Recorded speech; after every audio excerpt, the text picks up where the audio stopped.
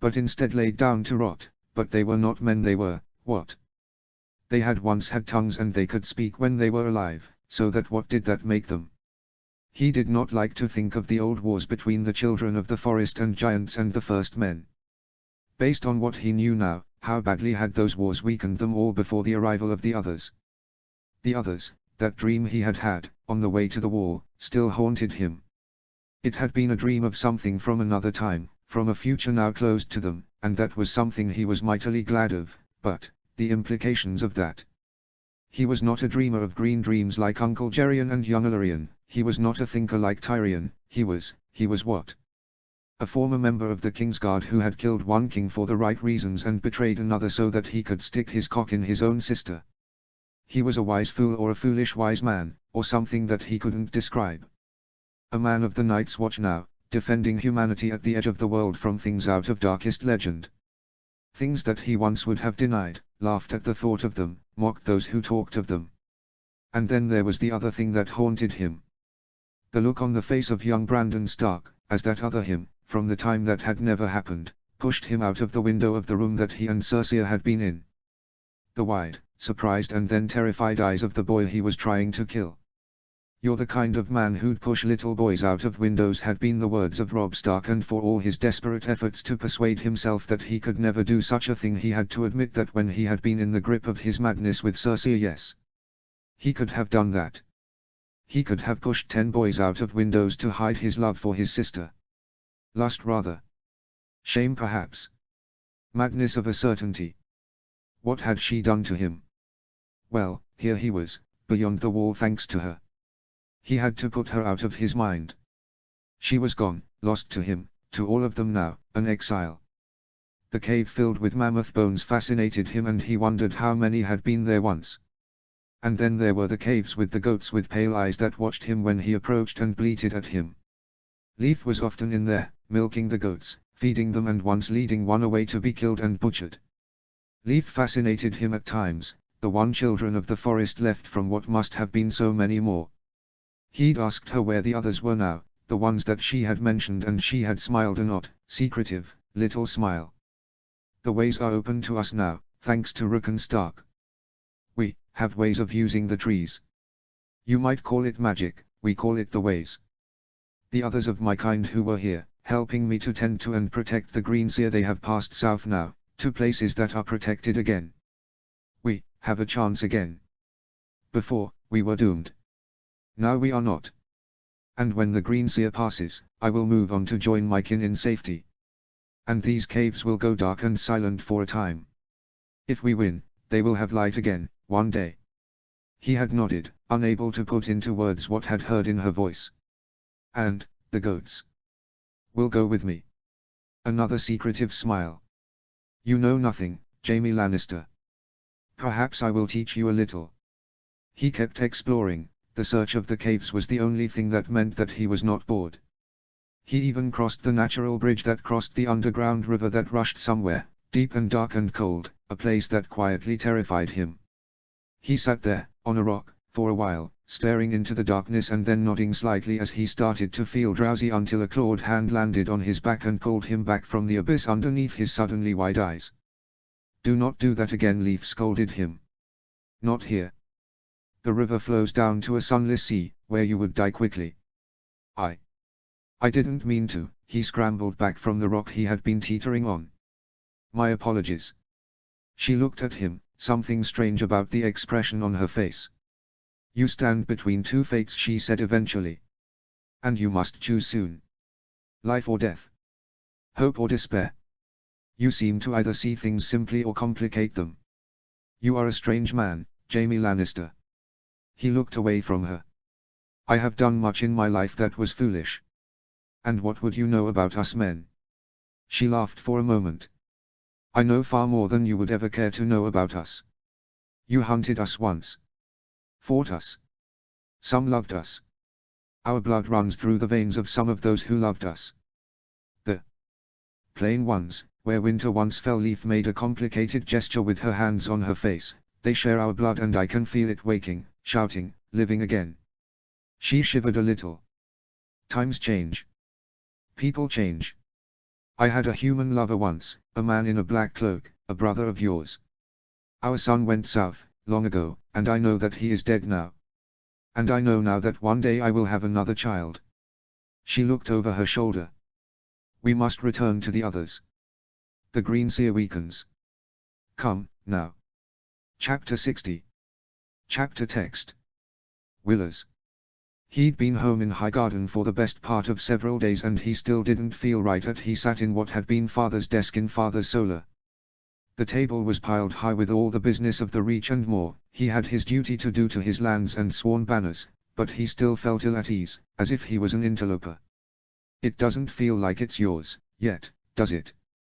He looked up and smiled at grandmother, who was standing there, leaning on her cane and looking about the room herself. No. It does not. Your father felt the same after his own father, my dear Luther, died. He sat there with the same look on his face for some weeks afterwards. You'll get used to it, my boy. I swear you will. He sighed. When he'd forced father to go hunting, he'd run the Reach from his own rooms. Now that he was Lord Tyrell himself, he had to use the solar. There was so much to do and organize, but I keep expecting him to wander in and complain about the latest insolence from Dawn or something. The words left his lips without thinking. Sorry, grandmother. She clacked her way to his side, using her cane, and then sat down next to him and patted his hand. Grief is like that, my boy. It settles over you like a dark blanket and keeps surprising you. I couldn't look at a pigeon pie for almost a year after your grandfather died without getting weepy. A certain path in the ground still makes me think of him. Little things will always make you recall people. Her eyes seemed to focus on something far away for a long moment. A terrible thing, grief. No parents should ever have to bury their child. But so many do. There was a long moment of shared sorrow and then grandmother shook her head. Enough. Now, my boy, you have a lot of decisions to make. I know, he said grimly and pointed at the reports to one side. The blight is gone, the crops are recovered, and we have a lot to do to make the most of the next harvest. The coopers of the Reach are going to be busy and richer than many after all of this. The millers too. Every scrap of land needs to be used where possible, and then the unused land made ready with fertilizer. A lot of dung needs to be flung. The more done now, the better, grandmother agreed. That stark motto has never been more apt. She pursed her wrinkled lips. And speaking of sewing, you must marry, I know, he groaned. The business with Ned at the High Tower was too important for me to ignore. But now I must look at my options. Gods, that sounds cold-hearted. Like I'm a prize bull at the market. I always wanted to find my own wife by falling in love. And now. Grandmother patted his hand again. I know exactly how you feel. However, you must marry, and quickly, because various dogs and foxes are circling. He eyed her. The Florents. Of course. Alistair Florent has never stopped whining about how unfair it all is that House Tyrell got Highgarden when House Florent had the better claim. Well, with the call still popping the earwax out of people's ears, he's probably telling people that House Florent is terribly first men in origin. Watch him carefully. Plus, Alekhine and Delena Florent are on their way to Winterfell to visit young Edric. What a coincidence. Her voice was drier than the sands of dawn. Luckily Delena is married to Norcross Willer's side. Otherwise she'd be on her way to Castle Black after that to meet the king. Grandmother nodded. The succession is still in the air. There's word that Slyss Baratheon is pregnant again in Winterfell, and there's the other legitimized bastards to cloud everything. But, if Edric becomes king, we need to be on guard in the future. So options. He shuffled through a number of the proffered papers that grandmother had thrust into his hands. Talatali too young, surely. Grandmother shrugged. Nonsense. Medithe Crane. The plump one. Cheerful. But fat. Delena Rowan. Do I know her? Terribly pious. Oh, that one. Gods no, she probably thinks that children are spawned from under mulberry bushes or something. Possibly. Ella Ashford. 5 years younger than you, large breasts and possibly not a maid. Then why is she on the list? Major House, and I did say possibly, but then you're not a virgin either. He looked at grandmother, who smiled sweetly at him. Yes, thank you for pointing out our hypocrisy. Janakidwal. A year older than you, narrow hips, no sense of humor. He lowered the papers. Grandmother, your memory is excellent, but you seem to be steering me in but one direction. Grandmother looked at him and did not even blink for a long moment. I'm proud of you, my boy. He sighed. A raven to Horn Hill, please ask Melissa Tali to come here with her daughter Tala Tali. And a raven to the High Tower to ask if Sasam Tali can come here at once. We have much to discuss. Grandmother looked at him quizzically as she stood up. Such as? Euron Greyjoy broke through a lot of wards to reach the gate in the High Tower. Given the fact that he seems to be insane, vindictive and with knowledge of magic, I want to make sure that Highgarden and the High Tower are well protected. Grandmother leant on her stick for a long moment as she considered what he had said, her face pale. Good gods. Yes, quite right. I'll send the ravens myself. Mayor Ononri. It was good that the great temple of Volantis had so many doorways into its cavernous interior, because the time it took to climb down from a palanquin on the back of an elephant could be considerable, especially given that some worthies had brought their families. He folded his arms and glowered as the latest group of almost silver-haired members of the first families of Volantis swaggered through the doorway he was standing near, making sure that so many people in the gawking crowd could see them. This was not religion, this was an opportunity to strut like peacocks in front of the people and raise a profile or three. He did not care. He was not there to worship on that day, he was worried. He looked around. Still no sign. Mayorona called out a jovial voice to one side, and he turned to see his old friend Jacaro Venatis approaching, wife at his side. Are you waiting for your family? They're not coming, he said tersely, and his friend frowned as he saw the strain on his face. What's amiss? He beckoned them closer.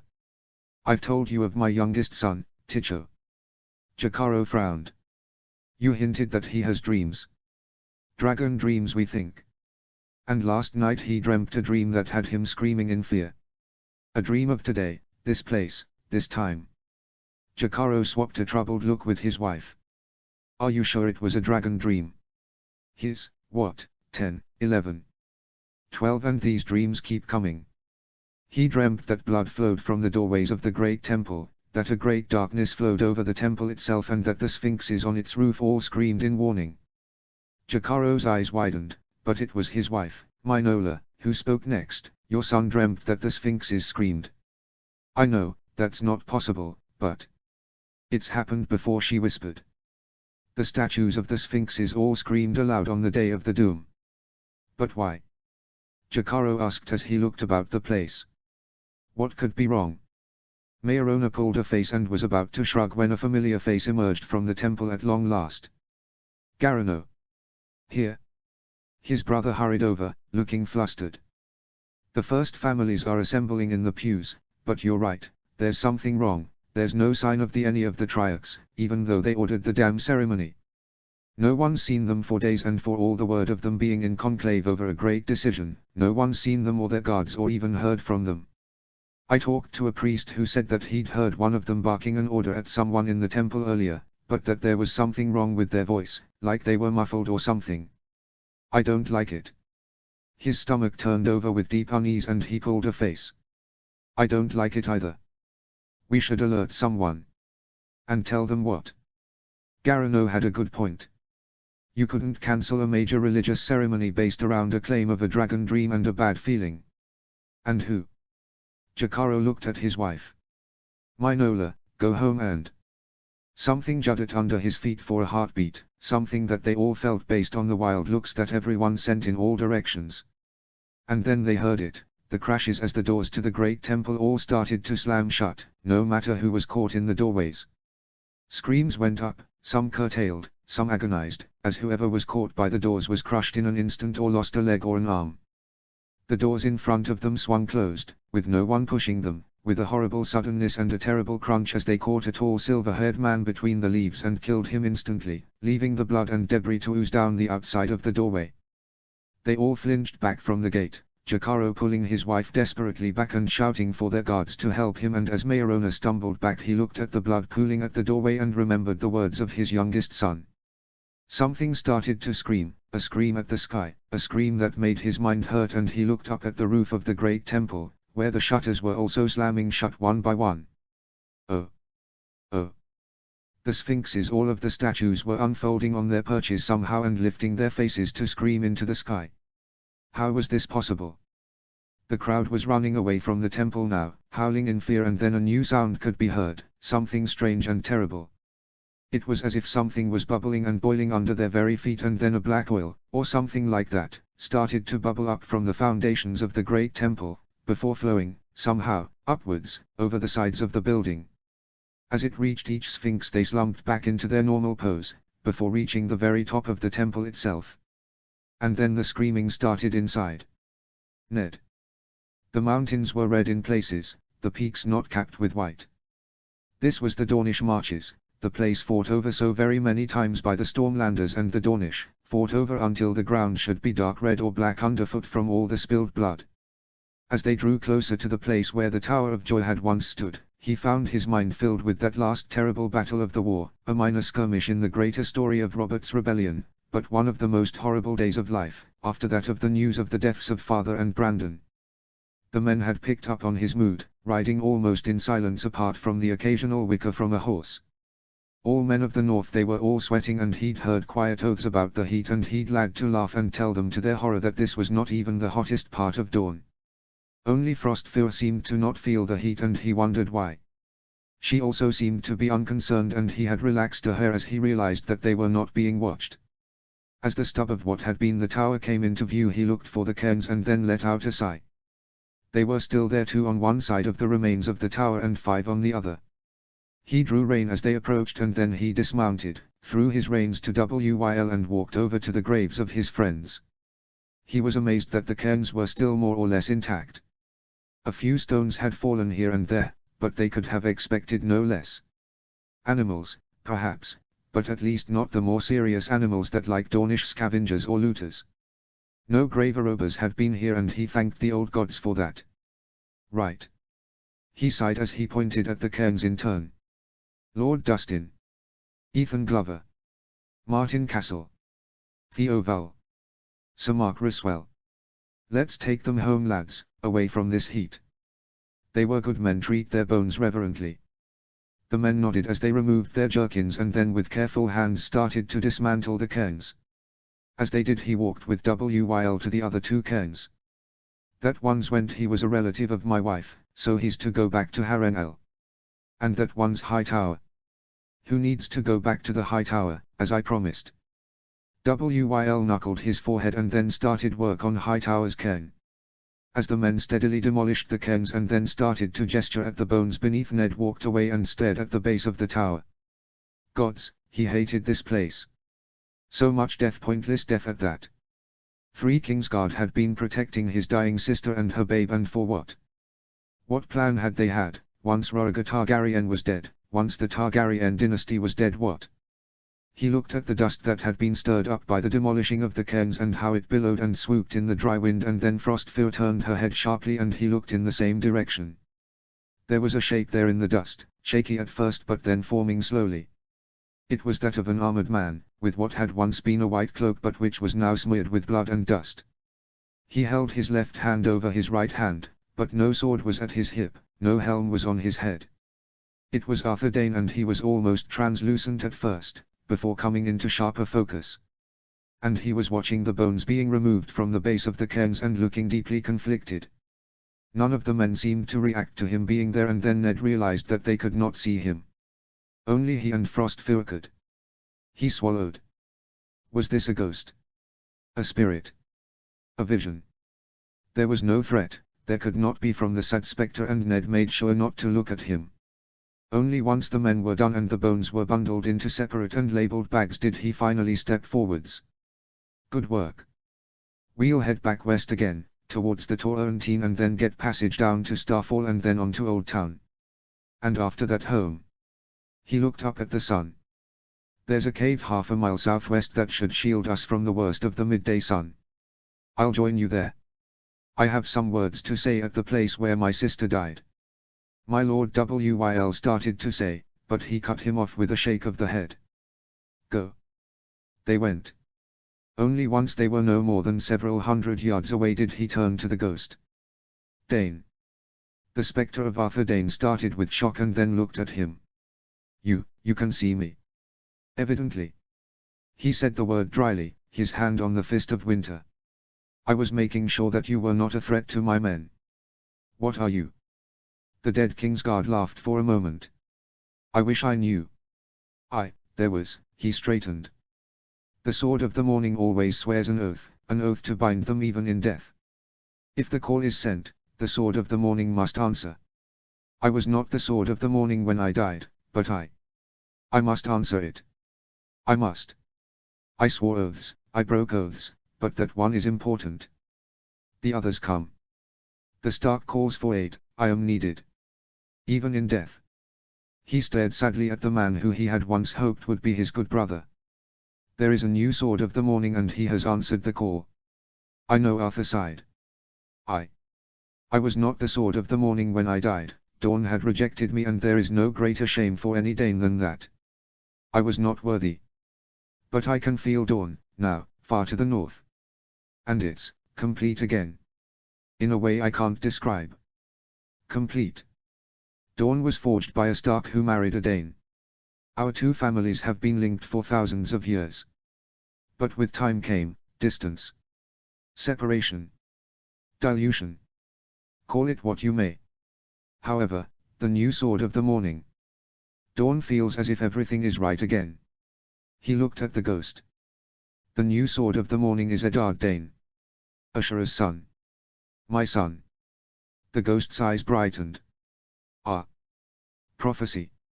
He looked at the sad spectre for a long moment. Arthur, why are you here? I died here. But I awoke after the call was sent. I had to do something. There was a need. A need to help. He shook his head and then laughed softly. At least I'm not cursed, like the others. Something prickled at his scalp. The others. Arthur Dane looked at him. You shouldn't be able to, wait, the ghost's gaze sharpened suddenly. You are different, I sense it now. What did you do? What is that mark on your face? Mark. And then he realized. I killed the drowned god.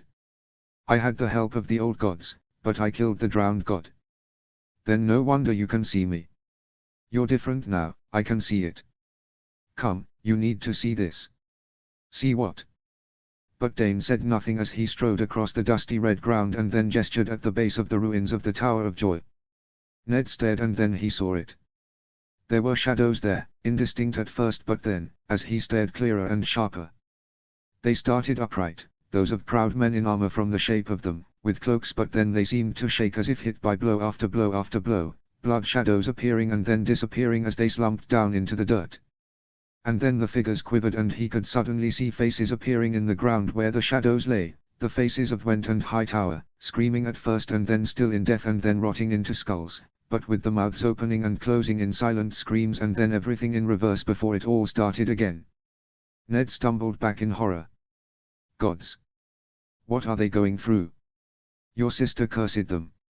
No, she cursed all of us. Arthur Dane's face was drawn with shame and horror. We held her down, Lord Stark. Roriger ordered us to.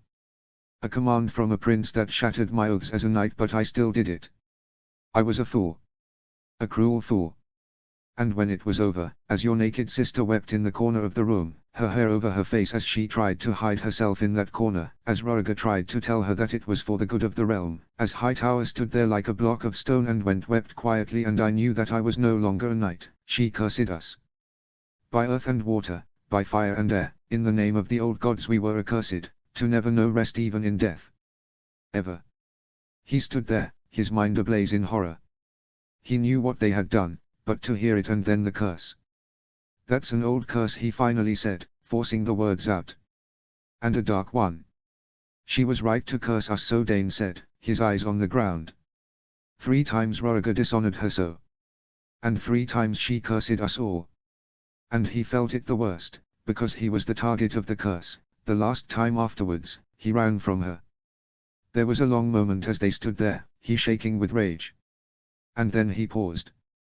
"Why," he said in a voice choked with fury, "are you not like them?"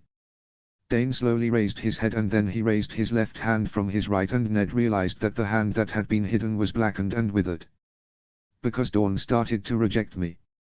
I was not a knight, not anymore. I knew what I had done, I knew what I had enabled to be done, the title of Sword of the Morning was being lost to me, I was not worthy." He hung his head in shame. "Your sister knew. She suspected. She saw the slowly growing burn on my hand, as Dawn rejected my grip. And one morning I broke before her, I went on my knees and I begged for her forgiveness. And she granted it." Ned took in a long breath and then he finally released it. "Lyanna was better than I, then." He looked at the writhing shadows on the ground and then at the melancholy shade of the former Sword of the Morning and his nostrils narrowed. "Are they in pain? In torment? I cannot forgive and I cannot forget." He sighed. "But I can find it in me to stop suffering." Went Hightower. "Go to your rest. I lift my sister's curse." The faces in the ground, which had just started to rot, both stilled and then they seemed to sigh and vanish into the earth. He looked at the ghost to one side. "And as for you, Lyanna forgave you. For the sake of your sister, who I loved, and our son, who I can't acknowledge, go to your rest as well. The Sword of the Morning has answered the call. Sleep, Sir Arthur Dane. Sleep, but wait one moment. You said that Roriger felt the curse that my sister laid on you all the worst." "He did," Dane said as he started to fade from view. "So, if Went and Hightower are here, where they died, Roriger must be at the Ruby Ford, in a similar state. Worse. Oh, far worse. Then go to your rest knowing this, me and mine will never visit the Ruby Ford. Some things can never be forgiven." And as the ghost faded from view he mounted his horse and rode away. Mayorona Unri. Volantis did not sleep in the days after the great temple was sealed from within and covered in that terrible oily darkness. Volantis dared not sleep. The great temple was watched for any sign of that substance spreading. At least there had been no more attempts at breaking into the temple. One fool had ordered a group of slaves to pick up a great stone bench and try to break down one of the doors. But the moment that the stone had met the black willet and the slaves had been somehow pulled through the doors in the blink of an eye, before the screams had started. Brief screams at that. All too brief. Another, seemingly cleverer, man had ordered that a wagon be filled with stones, taken to the slope that led down the hill to another set of doors to the temple and then released. Once again the moment that the rumbling cart had reached the oil it too had vanished through the doors, like a stick through water. It was not normal, it was magic and foul, evil magic at that, all agreed. The other temples in Volantis had all sent their most senior priests and all had been left shaken by their first sight of the substance, let alone their second. One red priest, a tall man covered in flame tattoos, had been unnerved enough to call it a skin of evil and to then admit that he could not vanquish it, as it was beyond his power, something that was unlike anything that any red priest, who always claimed that their Lord of Light was all-powerful, he'd ever known had ever said. So Volantis waited. Volantis watched. And Volantis did not sleep. Mayorona had created a headquarters, of a sort, at a great inn that overlooked the temple. He had sent his family away for safety, he dared not put them at risk. The number of first families who were in the great temple was such that the city was almost headless. It was certainly Trioclès. No word had come from them, they must be in the silent temple, and with most of the first families in there as well, there were few left. He looked at the nearest sphinx on a nearby small temple. It was turned to look at the great temple. They all were, very sphinx statue in the city was looking at the building or more rightly at the oily film that covered it. Evil. That was the only thing that all could agree to. It was evil. But why had it chosen to appear here? And what had happened to the first families that were inside the building? Benero, the high priest of Arla at the Red Temple here in Volantis, had told him, quietly, that he did not know what was going on in the Great Temple. He had sounded shaken about it. Apparently red priests could see visions of things in the flames, but in this case Benero could not, or rather he dared not. There is an abyss in the flames, he had told him a day before, sounding like a man who spoke only because he had to, not because he wanted to, as what he had to say pained him. And there's something in that abyss, something that is watchful. There are eyes in there. Eyes that do not want anyone to see deeper. Eyes with claws and teeth. I cannot look more further, I dare not. He had been about to ask if this Lord of Light that Benero so often shrieked about from the steps of his temple could surely protect him from these eyes, when Benero looked at him again. One of my brothers dared to look longer than I dared. He sits now in a cell, in a puddle of his own urine, drooling, his mind shattered by what he saw. He will not live long. Something evil is in that temple and it does not want to be disturbed. There had been a look on Benero's face that still left him unsettled, and he sighed and looked back at the great temple. And then he blinked. Garano. His brother emerged from the room nearby, dressed in armor and looking worriedly at him. He was as red-eyed as they all were, short on sleep. Brother. Is it my tired eyes, or is there a change to it? Garano squinted at it and then they both recoiled as the black oily substance seemed to flicker for a moment and then it simply faded away, like rain vanishing from under a lightened cloud. There was another noise, a great screech in their minds, and then the sphinxes all seemed to turn back to their normal pose on the rooftops and columns. There was a stunned pause and then they were both striding out of the building, Mayorona barking orders and Garano shouting them to various people, as a nervous crowd of soldiers and others started to assemble around them. Mayorona accepted his helmet from a slave, buckled his sword belt on and then accepted a javelin from a grim-faced Garano. He hefted it for a moment and then pointed it at the nearest doorway, which happened to be the one that the slaves had vanished into with the stone bench that they had swung. With me, Volantens. It was hardly the most original or inspiring battle cry, but it fit the mood. The crowd followed him and he could see others leading men down the other avenues towards the great temple, their tread steady but cautious. As they approached the doorway they slowed and he looked about the crowd for a familiar face, before finally spotting Benero's right-hand man Mokoro, who looked grim but determined. Mokoro here. The Red Priest approached, looking at him with a raised eyebrow. What do you sense? The white-haired man looked at the great temple and closed his eyes for a moment. When he opened them again, he nodded slowly. It is gone. Whatever was here, it is now gone. We can enter safely. He looked at the closed doors. And then he frowned.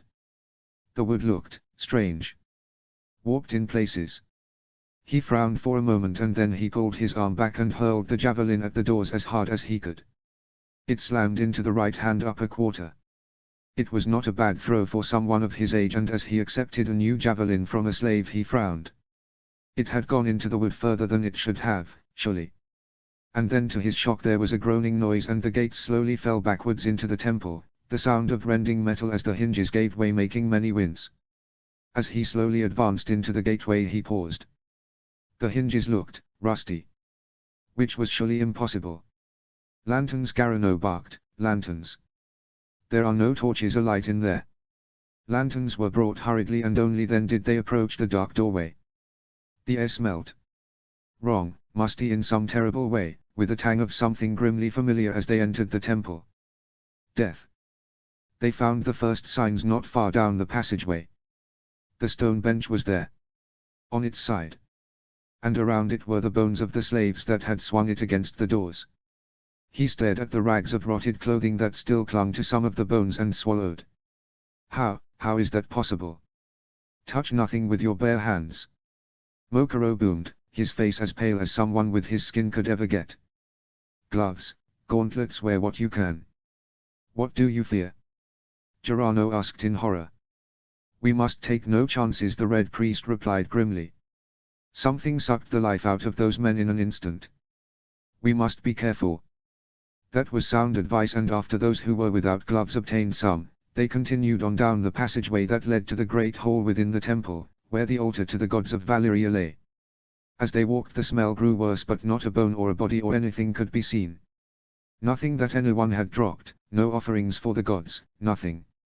They reached the hall at almost the same time as a number of other groups from the other entrances, one of which was led by Jacaro in his old armor. And what they beheld was a scene of utter horror. The outer pews were occupied by the dead. They were all slumped in their seats, eyeless skulls grinning where they could see over the pews if they were still attached to their spines. Here and there they could see some rotted clothing clinging to a rib cage. Men, women, children they could tell by the size of the skulls at times. All dead. All rotted. The inner pews were bare of bodies because the bodies were on the altar, or rather in the great structure of stacked bones and skulls that formed a platform around where the altar must be underneath. In the middle of it stood an empty throne, again made from bones and skulls. But the true horror was the thing that was sprawled at the base of the platform. It was tall thing of bones and bare muscles, covered in a tattered patchwork of skin here and there. Its head was huge and seemed to have several sets of eyes. And it was alive. It was breathing, slowly and laboriously, as if fighting for every gasp of air. As the various groups saw it they all did the same thing, stumbled to a halt in horror. "What is that creature?" Someone said the words with what was almost terror in his voice. The thing stirred, either at the words or the growing light in the hall. It slowly raised itself up on its great but trembling arms, and then the great head turned towards the nearest men, which included Mayorona, who had his javelin clutched in one hand ready to throw. It had 3 sets of eyes and something seemed to be set just above each set. He stared at it in utter horror. "Stand with me." The words seemed to jolt the men to life and they all pulled out swords or leveled spears and javelins. The thing slumped a little and then looked straight at him. Its mouth opened to show deformed jaws and far too many teeth. There was a malformed tongue in there as well. "Curl. Us." He stared at it. "It speaks." Someone muttered behind him. The thing shook itself and then pulled itself, trembling, forward again. "Curl. Us." He shook his head in confusion. What was it saying? And then he caught sight of the eyes and then the things between the eyes. Each set of eyes. Horror stole over him. No, but what if? His arm came back and then he launched his javelin straight at the head of the thing. It sank into the great misshapen thing and as it bellowed with pain he called on the others to throw their missiles as well. Javelins flew through the air and sank into the thing, which shook with every impact, losing strength steadily. It made a keening noise and then the others attacked from all sides. More javelins sank into it, whilst spears sank into the thing's exposed ribs. The thing bellowed one last time and then it sank down and sprawled bonelessly on the floor. The twisted chest heaved once, twice as it gasped its last and then went still. There was a long moment of silence as the men all stared at the thing. Was it now dead? Could anything live with that number of missiles in it? It no longer lives if it can be said to have lived. It was an abomination in the eyes of every god, Mokoro said to one side, his eyes still wide as he looked at it. What was it saying? It wanted to die, Mayorona said, wearily. That's what it was trying to tell us. Look at what's next to the eyes. The red priest cautiously approached and stared at the malformed head of the thing. And then his eyes widened. Are those signet rings? A ring for each set of eyes, I think. I'm not sure, but this might be what remains of the Triax. It was saying or trying to say kill us. If he hadn't been standing in a charnel house of terror looking at the thing that had been made from 3 people, he would have almost been amused at knowing that for the first time in his life he had seen total and utter horror on the face of a red priest. Chapter 61. Chapter text. Robb. He wished that father was here, with him.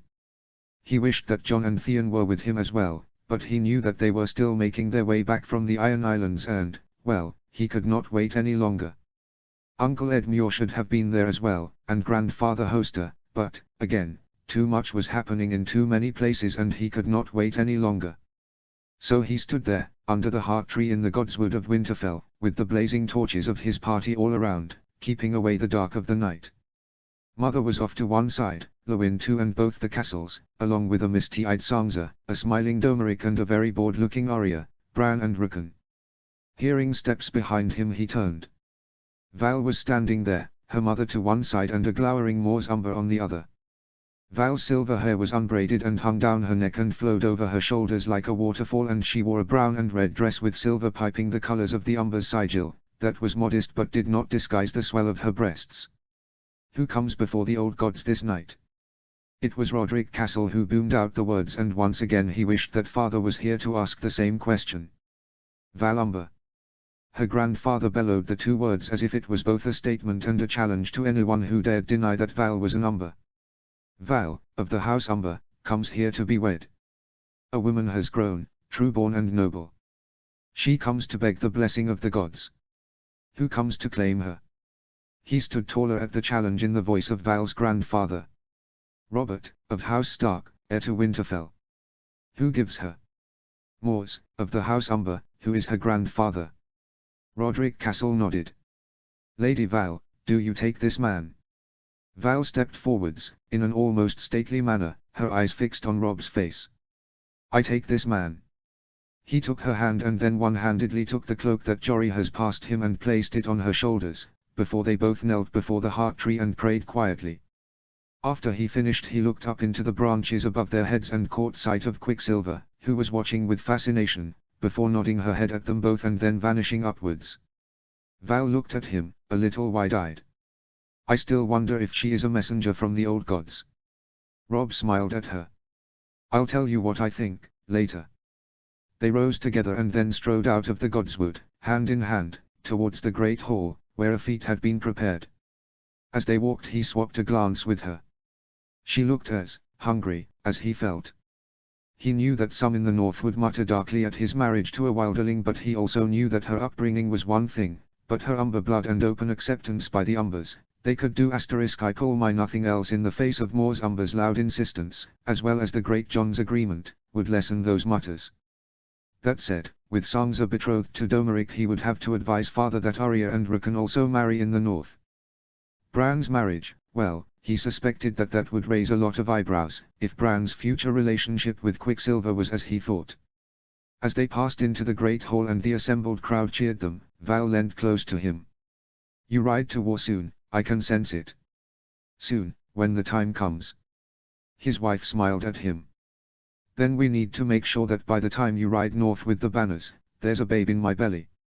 He looked at her and saw the naked hunger in her gaze, before pulling her close to him and delivering a searing kiss that made the hall echo with the roars of approval. Oh, we're going to break the fucking bed tonight. She smirked at him in an almost challenge. Really? Really? Then let's make the wedding feast short, husband. And bet on who breaks the bed first. He flushed and escorted her to the high table. Being patient was going to bloody kill him tonight, until he got her to their chambers. But by the old gods, he was married and to a beautiful, clever, lusty wife. They had to enjoy the moment before the second long night came. Jaime. As it turned out, the Green Seer was not as weak as Leaf had thought. But he was indeed dying, the Green Man made that very clear. The Blackfish, Brian of Tarth, the Green Man and Brynden Rivers met often, and afterwards the first three were always somber. He asked the Blackfish why they were so down in the mouth, and he told him that there was not a lot of time left, that much had to be learned. And that, the others were moving, waking the thing that had created them. He still had a lot of trouble with that. The thought of something that ancient, something that was more than thousands of years old, that left his mind reeling. Perhaps Tyrion could have come to terms with it more easily, but to Jaime it all felt insane. But then was not the word to describe his life over the past year. He had gone from a Kingsguard to a brother of the Night's Watch, to now sitting in a cavern under the earth with men and women who talked of magic and other things. Nevertheless, days passed and still Bloodraven lived, or so he was told, as the other three spent their time with the man in the world of his mind that could be accessed via the White Roots. Jaime spent the time continuing to explore the caves, wondering at the things that lay within, the bones, the mushrooms, the old rust-pitted armor and ancient swords in one ancient cave that told that first men had been there, long, long ago. Some of the latter were made from some kind of metal that was studded with obsidian in places, and there was one that caught his eye, one that was gleamed and seemed to be whole, so he spent some time looking at it, marveling at it. And then, as he looked at it again, almost hesitant to pick it up, Leaf appeared and looked at him. An early attempt at what became the Great Blade, she said eventually, with some sadness. Much blood was spilled making that one. It has a brother, a more perfect one, the Great Blade itself, the Blade of the Sun Rising. It was made here and then left here long ago, carried by the one who speaks plainly, who lived at that the time. He frowned and thought that through.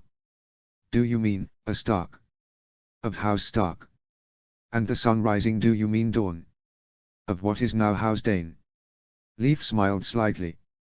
You begin to understand. Yes. The blade sings again. The blade the Stark carried. Yes. I hear it, in the south. It sings, like it is happy again, as if it has purpose. She paused and looked at what he held. Do you wish to carry the blade that you hold? He looked at it somberly. Why isn't it rusted? And why the obsidian? It was forged with magic and blood. And dragon glass. But it was imperfect, never as good as its brother, but still, it has power. It was made, at that time, for a man who will come, not a man who had come at that time. She looked at him, eyes hooded. Hold it.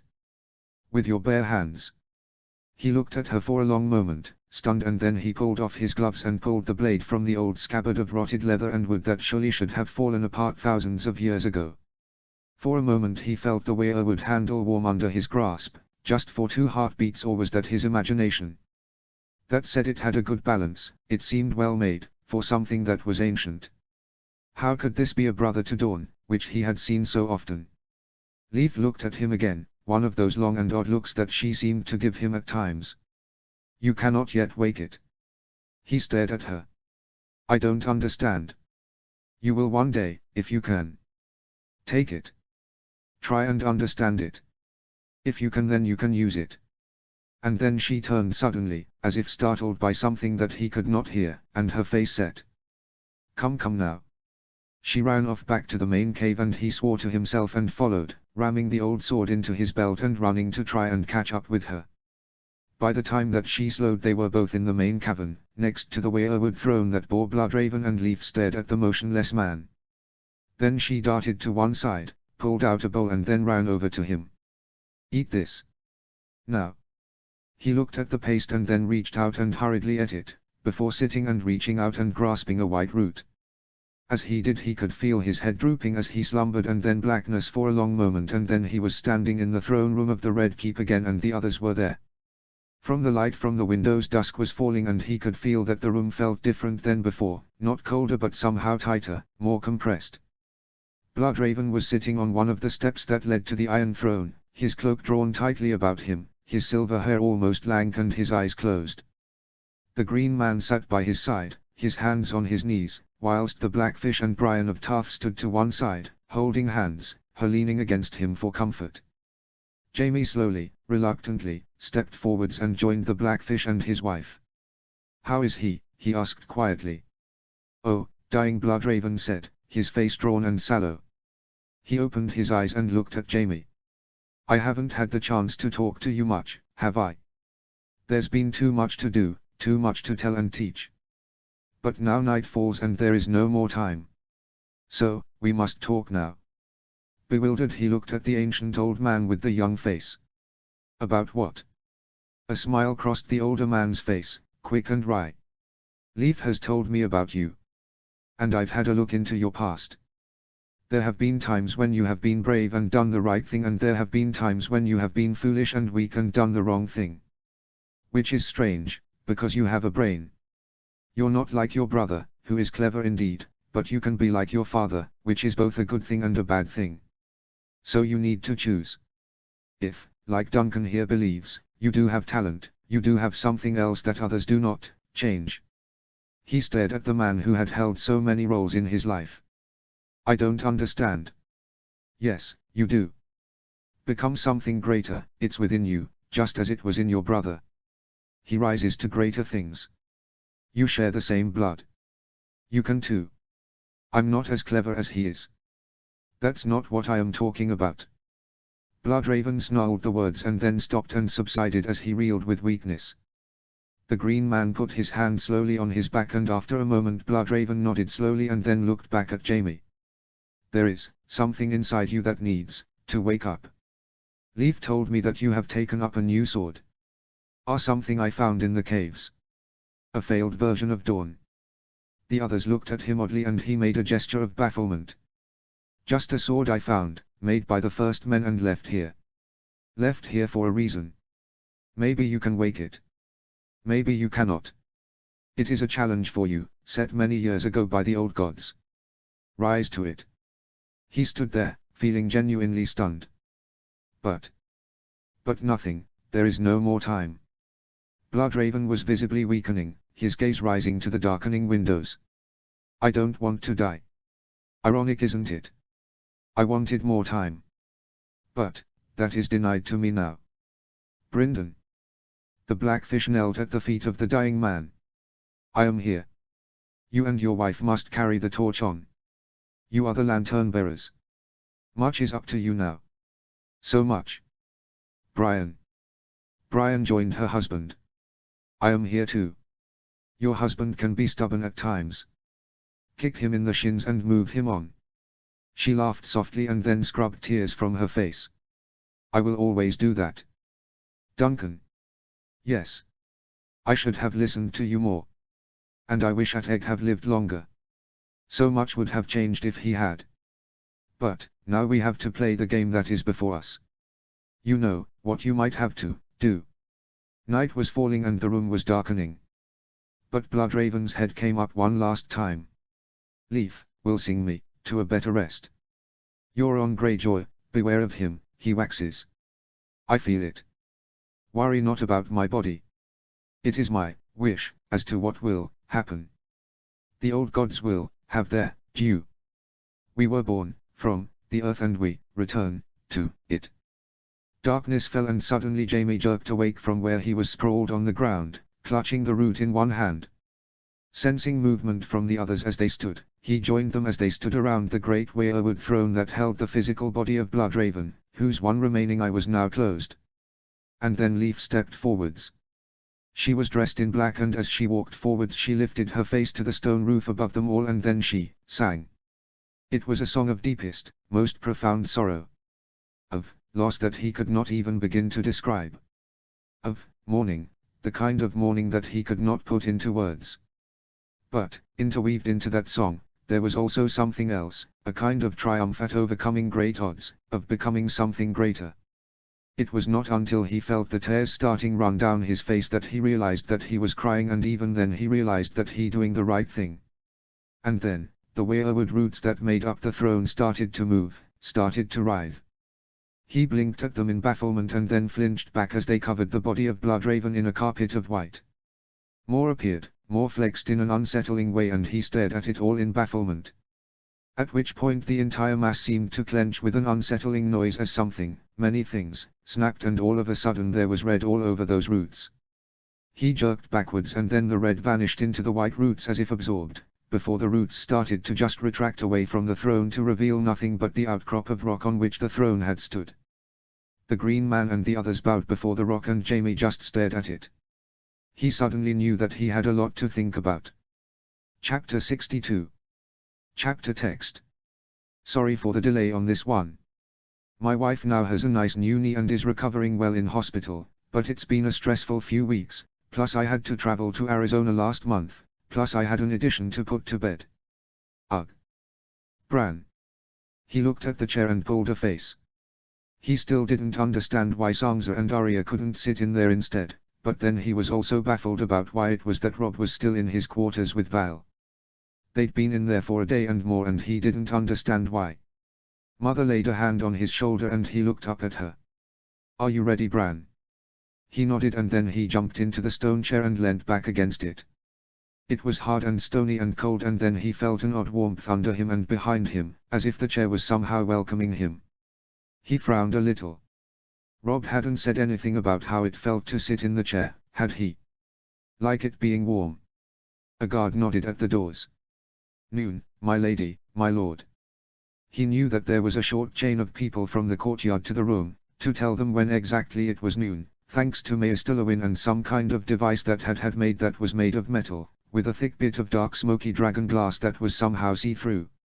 He sat there, wriggling a little with impatience. This was boring, and then the warmth blossomed again all around him and he looked around excitedly.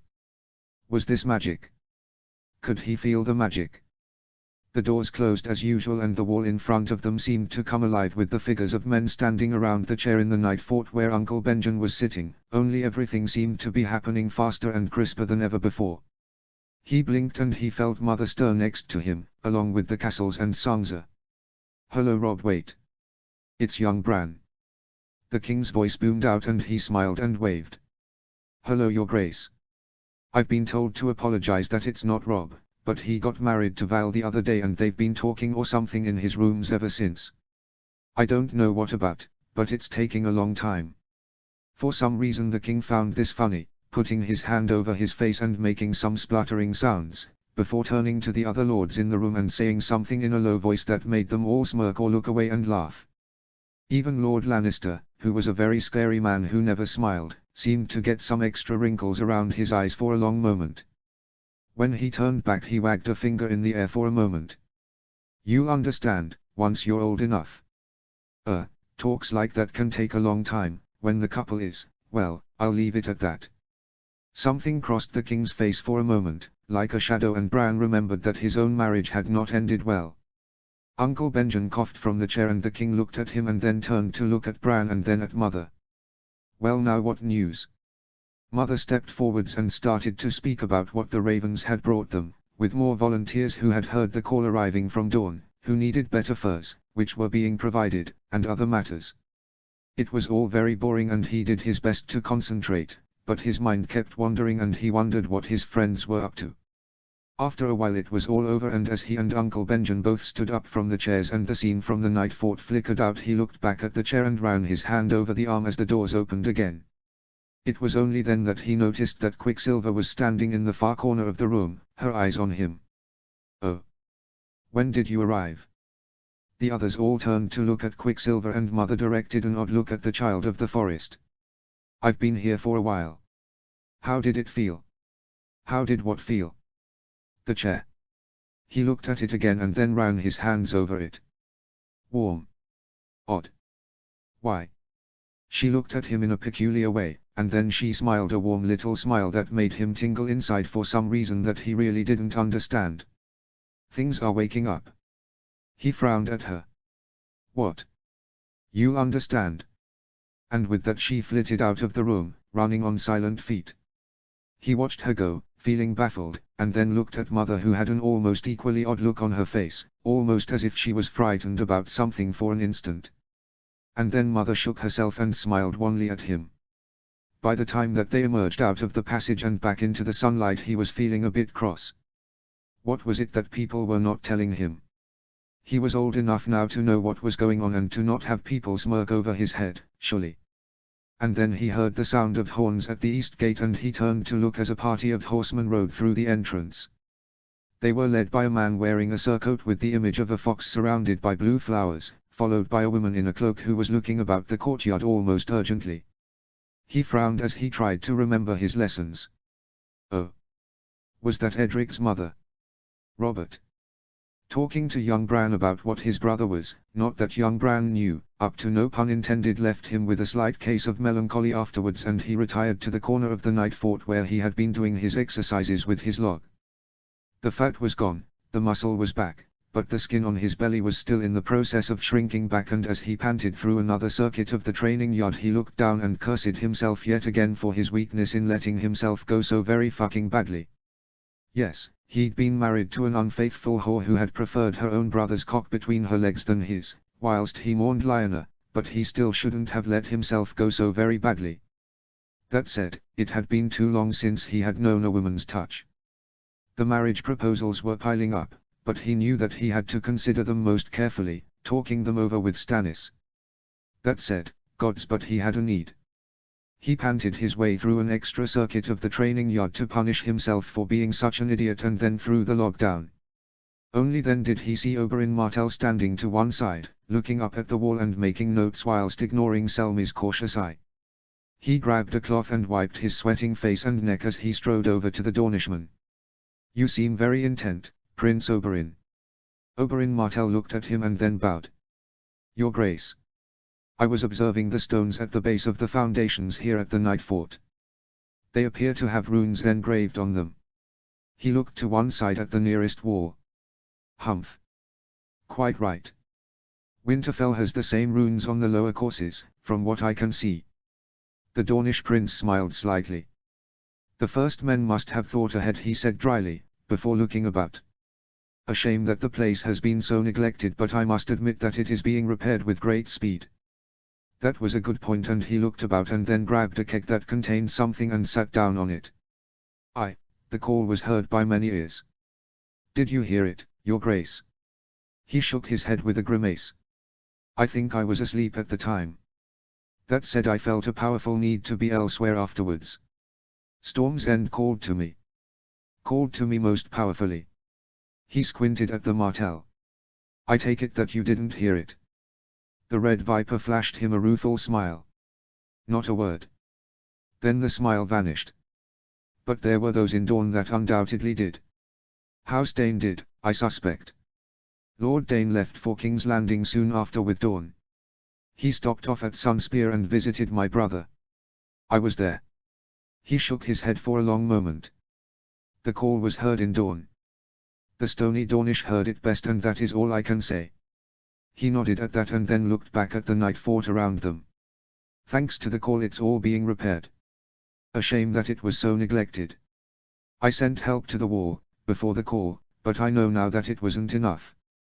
Oberyn Martell snorted. The neglect was long and started long ago, Your Grace. I know that you blame the Targaryens for much, but you can rightly blame them for this. At various times various paranoid kings thought that the Night's Watch was the private army of the Starks. They were ever wrong about that. And now it was his time to snort. One of the first times I ever met young Ned Lord Stark, I asked him if it was true that the Night's Watch was at his father's beck and call. He stared at me as if I was a simpleton, and then he explained everything. Then he frowned. Do you really think that the decline of the Night's Watch can be laid at the feet of the fucking dragons? Oberyn Martell looked around at the castle that was only now starting to see visible signs of improvement, before shrugging a little. I would say so, but then who knows? I've seen some of the records brought here by Maester Aemon. They speak of indifference from King's Landing, and sometimes indifference can be the foundations of neglect. And then worse after that. That was a good point, and he looked about again before pulling on his shirt against the chill that was starting to seep over him. Well, that's over now at least. The Dornishman nodded as he completed whatever he was writing in the book in his hand and then looked about. Oh yes. Indeed. And then a horn blew from the other side of the gates, and they both turned to see a party of men ride through, all in armor that seemed to have been wrapped in cloth and fur in places. They were led by a man whose silver hair with a black streak but youthful face instantly raised his hackles, as he was reminded of the fucking dragons. Well now, Oberyn Martell said quietly as he dragged his hood over his head. We spoke of House Dane, and now here is a Dane. Sir Gerald Dane, the Darkstar himself. Even I must be wary. I wonder what he wants here. He was right to be wary.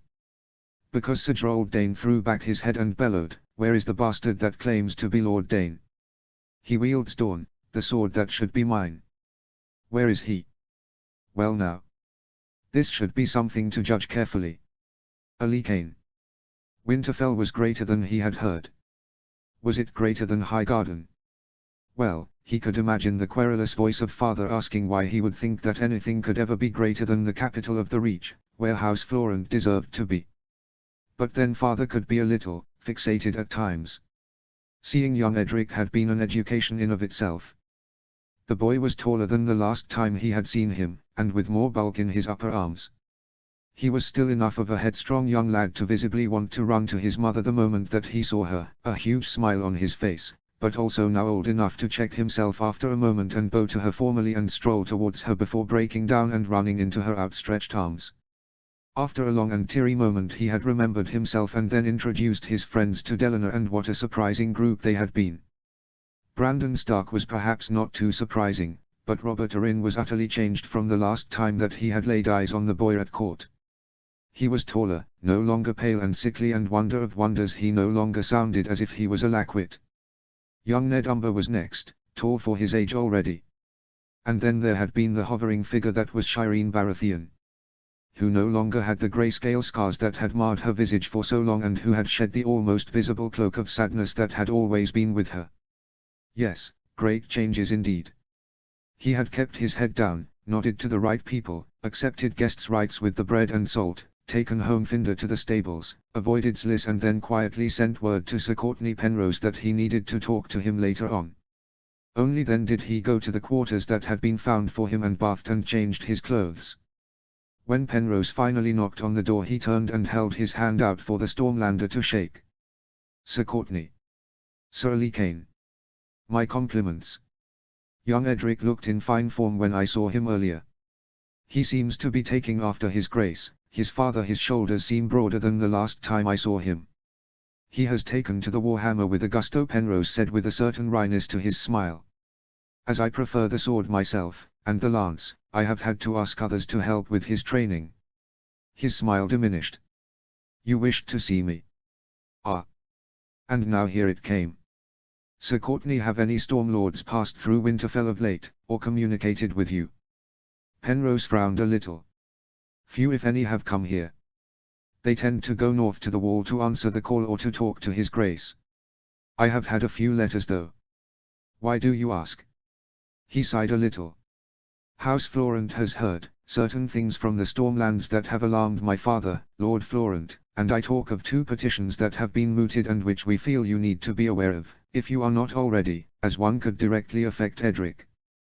Penrose straightened, not that he had been exactly slouching. "Petitions? What petitions?" This time the sigh was deeper. The call was heard in more places than many might have thought in the Stormlands. It, echoed in many ears, caused many to seek out tales of their first men ancestors. The second long night is coming, the Stormlords want to be led through it. There has been doubt, that is the best way that I can describe it, about Lord Renly Baratheon's ability to lead the Stormlands through this great test. The first petition that has been mooted would call upon His Grace the King to take on the rule of the Stormlands again." Penrose stared at him, his eyebrows flying upwards. "Good gods! And the second?" "For His Grace to appoint Edric as Lord Renly Baratheon's heir, as he is, currently heirless. And perhaps cannot produce one, given his inclinations." Penrose leant back for a moment as though absorbing a blow. "Gods! Are they fools? Inclinations," he pulled a sudden face. "Ah. Loras Tyrell." He said the name as expressionlessly as he could. "You must have suspected." Penrose ran a hand over his face before nodding slowly. "I did. Servants in Storm's End talk. I did try to warn Lord Renly, but, well, perhaps I should have been more blunt. For Edric to be pulled into this nonsense, though, are they fools? Will these petitions make it to His Grace? I doubt it. Lord Estermont has, according to father, been crisscrossing the Stormlands, presumably shouting at people." There was a pause as Penrose absorbed this and then nodded slowly. "Then if Lord Estermont knows about this, then so does Lord Renly." He winced. "He must know that Edric has no part in this nonsense. He's too young, he's been here in Winterfell, the Starks would never encourage any of this. As I said, my father thought that you needed to be aware of all of this, as a matter of some urgency. Although Lord Estermont will likely quash it in the Stormlands, and presumably Lord Renly will take his own measures, there could be some contacts from Stormlords who are more impulsive than others." Another pause and then Penrose scowled a little. "It might explain that letter from Lord Caffin that I received a few days ago, asking about Edric's education and training. I have not replied to it yet. I will think carefully before I do." He ran his hand over his chin for a moment and then walked to the window, visibly pondering. "Sir Lee Kane, you have my thanks. Are you off to the Night Fort yet?" He blinked. "The Night Fort? Is His Grace no longer at Castle Black?" Penrose snorted with amusement. "If you wish to speak to His Grace, then just wait until midday tomorrow and join us all in a room in Winterfell. There is a chair here that, when a Stark sits in it, allows them to speak to a room in the Night Fort where there is another chair that needs a Stark to sit in it. Benjen Stark is at the Night Fort and there are many Starks here. And there is a Child of the Forest in the Godswood." He stared at Penrose for a long moment. Was the man addled? And then he saw the absolute certainty in his gaze. "Truly? Truly? Is the Green Man Sir Duncan the Tall still with His Grace?" "No, he is on a mission, north of the Wall." "Ah." He swallowed. "There is another matter. You might be wondering why Delena's husband, Sir Hosmond Norcross, did not accompany us. Penrose blinked. Ah. Yes. And here it came. Norcross heard the call. Or at least he heard something. As you may know, Sir Courtney, the call was not always welcomed. It was loud at Brightwater Keep. I heard it at least, as did my father. Norcross was on his way to attorney in the Riverlands when the call came. Well, based on the one letter that he sent to Delena, a letter that made little if any sense, he heard something that he came to regard as a challenge to his faith in the Seven. And he reacted as he, sought fit. Penrose stared at him and then his eyes widened. He rejected the call.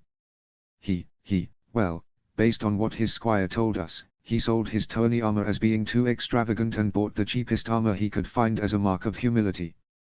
Hedge knight armor, in other words. And then he sought out like-minded fellows who wanted to join the faith militant. He found some. And then he heard word of a septon who needed swords on a great crusade against the old gods to conquer a village of heretics by the God's Eye, who were denying the faithful access to boats that would allow them to get to the Isle of Faces and burn it down. Penrose's eyes were very wide now and his mouth almost agape. I heard word of the charge of the Green Man, Sir Bryndon Tully, Brian of Tarth and other green men against members of the faith militant at the God's Eye. Norcross was there. He led them. And was killed by the Green Man. Which is the other reason why I am here. To disavow his actions. House Florent has nothing to do with what he did. His squire returned with his bones a week before we left Brightwater Keep, after many tribulations. Everyone thinks that the man who led the charge against the Green Men was a hedge knight. He was not. He was Delena's husband. And now Delena is a widow. And you can imagine how delicate our position is. Penrose still stared at him. And then he nodded. I understand. Chapter 63. Chapter text. Sorry for the delay on this, I have been working on a very important magazine that will be used at the VCIA conference in Burlington in Vermont in August and 4 months afterwards. It's almost at the finishing line, almost complete, bar some last-minute complications. Oh, and last week I had to go to Liverpool for a conference there. Liverpool has changed hugely from my youth and my wife and I had a great time. That said, I am exhausted, I need a week off, and we haven't even reached conference season. Ugh. Sarala. Illyrian was concerned about something. She knew it, she could feel it, and that worried her a little.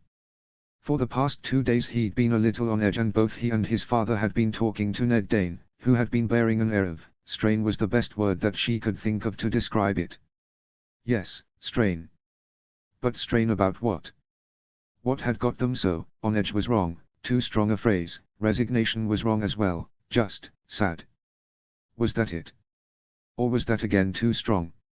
She had to admit something else. She needed to decide what to do next, as she was torn between two competing needs. The first was to be here on the wall, witnessing and recording history as it happened. The fate of Westeros itself was at stake here. But the second, she also wanted to go to Casterly Rock with Illyrian and his father. Because she was horribly sure now that she loved him. She could of course tell father that she was also seeking information on where Lork was hiding, the pig-faced coward, so that he could receive the appropriate treatment once the war on the wall was over, but she knew father too well to think that he would fall for that. That said, at some point Lork and the old lion would have to die. Just, not yet. They had to be patient. She sighed a little and then looked over to where Illyrian and his father were still quietly talking to Ned Dane. Catching sight of movement out of the corner of her eye, she looked around in time to see father at the door, gesturing to her, and she stood and swiftly walked over, driven by the urgency of father's gesture. Father? What's amiss? Not so much amiss as, well, the Dark Star is here, in the main courtyard, with some men. He's calling for Ned Dane. He claims that he's a bastard and he's being the loud-mouthed fool that I've always known him to be. Gerald Dane is here. She looked at father, her eyebrows high. Father. Father silenced her with a finger over his mouth and then looked at the silent three who were standing to one side. Lord Dane. I'm sorry to say that your cousin, Sir Gerald Dane, is in the main courtyard and he is wroth with you. Strangely, Ned Dane did not seem surprised by that news. Instead he looked at the Lannisters and then set his jaw in that way that made him look almost like a Stark, and then he nodded to them all and strode out of the room, his head high, his shoulders back and his spine straight. But his knuckles were white where they gripped the pommel of Dawn. "This should be interesting," Father drawled as they all followed Dane, the Lannisters almost at his shoulders like an honor guard. Father put his arm around her shoulders as they followed and then leant close to speak softly into her ear. "There are tales about Dawn. An idiot ancestor of ours once tried to get the Danes to hand over the sword, as we lacked a weapon worthy of House Martell. Remind me to tell you the tale of Nimor Martell, a century before the conquest, also known as Nimor One Hand." And with that he released her shoulders and they walked out into the great courtyard outside. There was a crowd there, a crowd almost surrounding a tall man in his late 20s, with silver hair that had a black streak. She had seen the Dark Star before, from a distance, and as they drew closer she realized that there was arrogance in his stance, and as he noticed Ned Dane approach, a strange predatory look that was almost cruel stole over his face. This, she realized, was not a kind man. Someone else was approaching, and after a moment she realized that it was Sir Barristan Selmy, who was holding Stormbreaker. He brought it to the hulking figure who was sitting on a barrel, and as he stood she realized that the king was there as well, and he did not look pleased. "Aha!"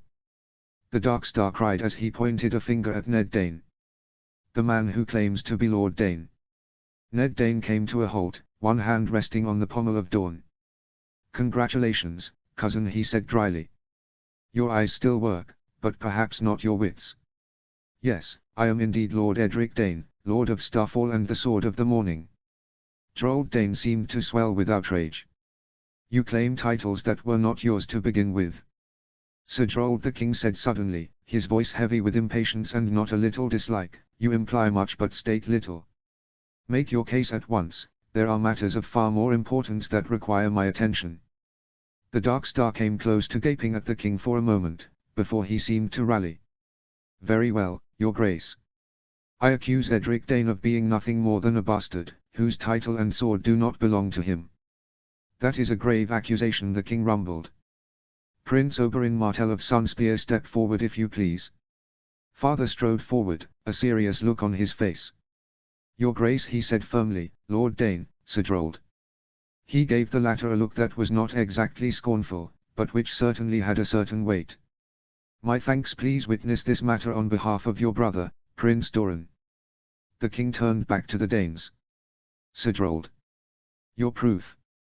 He said the last two words in a way that set the hairs on the back of her neck on edge a little. There was a warning in them, for those with the wit to notice it. The Dark Star seemed not to notice it. He smirked at his followers, a group of men all Dornish who all appeared to fit the general description of lackeys, lickspittles and hangers-on. Followers was the right word for them. "My father, a man who would have been a fine Lord Dane, told me that Jaina Dane, wife to Alster Dane, had never shown any sign of being pregnant.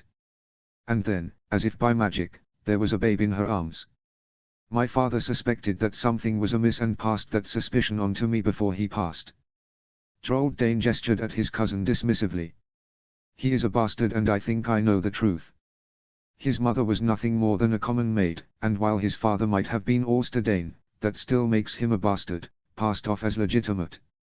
He has no right to his title, or to the sword Dawn. Both are mine." He looked around and his lickspittles cheered as much as they could when surrounded by so many doubtful faces. Weak. It was weak. Why was he presenting a case that was so weak?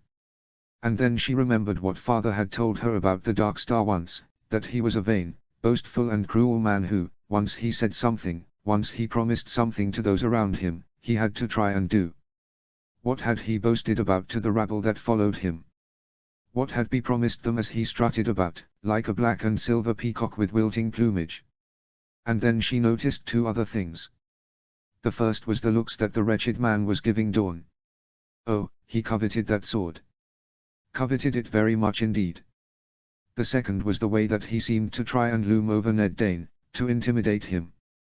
He was older than Ned, taller, more experienced in almost everything, and so he doubtless felt that he truly was more deserving of the blade. Ned Dane simply looked back at him with contempt written all over his face. "My mother loved me dearly, and she was Lady Dane, so if you ever speak of her again with such contempt and such baseless, lying words, You will answer to me. The Dark Star scoffed and his lackeys laughed, but the king glared and Sir Barristan Selmy narrowed his eyes dangerously. There still seems to be a lack of proof, Sir Drold. The Dark Star planted his feet and then placed a hand on his sword. I shall. Are you worthy of this sword, Sir Drold? Ned Dane took it from his belt and held it in its scabbard, level with the ground. Do you really claim to be the sword of the morning? Worthy of the sword? I am the Dark Star. You say that as if you think it means something. It might not mean what you think it means. If you want it, take it. But take heed of whatever your father told you about Dawn. If you are wanting, it will judge you. Judge me. The Dark Star laughed again. You speak of it as if it is alive in some way. This genuinely astonished Ned Dane, who looked astounded. Did your father not tell you about Dawn? He told me nonsense about snooks and grumpkins. He was a good man but weak. Now the sword. Ned Dane looked grim. If you can hold it, then it is yours. But hearken to my warning. If it finds you wanting, you will be judged and you will not enjoy the experience. He looked at the expression on the face of his cousin, where scorn wrought with incomprehension. Very well, so be it. And he held Dawn out to the Dark Star, hilt first. Sir Drold Dane stared at the sword for a moment as if he could scarcely believe that it was within his reach. And then he thrust his chest out, set his chin in a way that reminded her of a pigeon she had once seen in Old Town, and then he grabbed the sword by its handle and swept it out of the scabbard, a dangerous glitter in his eyes. He swung it through the air for a moment, looking like a cruel child given a lethal toy. And then he frowned as he looked down at the sword before letting out a choked cry. What is happening? What followed was something that stayed with her for some time. The Dark Star suddenly screamed, an ugly choppy noise that spoke of anguish. He fell to his knees and clawed with his free hand at the hand that was gripping the sword with white knuckles. Can't let go. No. Several of the Dark Star's acolytes darted forward to help him, but were stopped by the king, who turned on them and raised Stormbreaker. Hold. He wanted the sword. He has it. This is judgment. The Dark Star threw his head back and screamed again, and she was horrified to see that the hand that held Dawn was now black and smoking. Something was in the air above his scream as well was that smoke. And then the Dark Star stiffened, his face drawn with agony, as he screamed again. There were dark marks on his face and his hair was starting to smolder. It was horrifying and ghastly, and she did not know if she should look away or watch as this terrible thing happened to a man who had been warned but had not listened. She started as someone stepped close to her and placed a hand over hers. It was Illyrian. You don't have to watch, he said hoarsely as the Dark Star's scream became truly horrific in the man's agony. I can watch for you. Father will think I am weak, she said, wincing as the Dark Star's eyes started to. No, she had to look away, she could not watch. She turned into Illyrian's arms and he held her as the noises peaked and then suddenly ended, replaced by the sound of smoke and flames. She buried her face in his shoulder and listened to his rapid breathing. Yes, he was watching for her. When, eventually, the noises ceased, she stepped away from him and looked into his face, which was pale and drawn with horror. He met her gaze and managed a weak smile. It's over. Turning back to the place where the Dark Star had been, she could see that it was indeed over. Dawn lay on the ground, next to a charred spot on the flagstones that also held a mound of ash. A white-faced Ned Dane stepped forwards and picked Dawn up by its handle, before displaying it to all in his naked hands, one on the handle, the other on the flat of the pale blade. Does anyone now deny that I am worthy of wielding Dawn, as he was not? The assembled crowd, which was collectively just as shaken as she felt, shook their heads, and she could see that even Tywin Lannister looked taken aback. But one fool from the Dark Star's retinue raised a shaking hand. Witchcraft. No, the king said that one word in a voice like iron. Dawn is like Stormbreaker and the Fist of Winter. Weapons of the First Men. First Men magic. Dawn judged the man. And found him guilty. He looked down at the ashes on the flagstones. Prince Oberyn Martell. You speak for your brother. What kind of a man was Sir Drold Dane? A cruel fool, your grace. Is Dawn satisfied with this judgment? It is, your grace. Then this matter is done. The king looked at the Dark Star's party. How many of you heard the call? The answer came in a number of furtive looks from some, whilst others looked baffled by the question. I see that some education is required before you all leave for whatever worthwhile destination you find appropriate. Those who stay and fight with us on the wall will be granted some degree of favor. Those that do not, will not. Lord Dane. Your Grace. Ned Dane asked as he sheathed the one in its scabbard and then hooked it back to his sword belt. A word. I also feel the need to have a word with Lord Dane, your Grace, father said, as he tilted his head at her. We must join you. The king looked at them both for a long moment as he held Stormbreaker, and something seemed to pass between him and father before the king nodded and they all walked into the doorway that led to the great hall, whereupon the king stopped and turned. Lord Dane. Your Grace. When placed in a bad spot that requires you to be resolute, try not to set your jaw the way that you do. It makes you look just like Lord Eddard Stark. Which is, of course, purely a coincidence, is it not? Ned Dane blinked hard for a moment. Of course, your Grace. I will endeavor to set my jaw differently. The king smirked for a moment, looked at father, who nodded significantly, and then strode off, handing Stormbreaker to Sir Barristan Selmy, whose face was set in the look of a man who was trying to hide deep shock. Father watched them go and then turned to her. Gods, what a thing. Lord Dane, are you all right? You did not seem that surprised by the arrival of your cousin. I was warned, Ned Dane said in a low and troubled voice. By who? Me. And my father. The words came from Illyrian, who had followed them. He pulled a face. Gree dreams. We both dreamt of a dying star that fell to earth in smoke and flame and died in horror. He closed his eyes for a moment. Father tilted his head. I think that you and I and your father need to talk.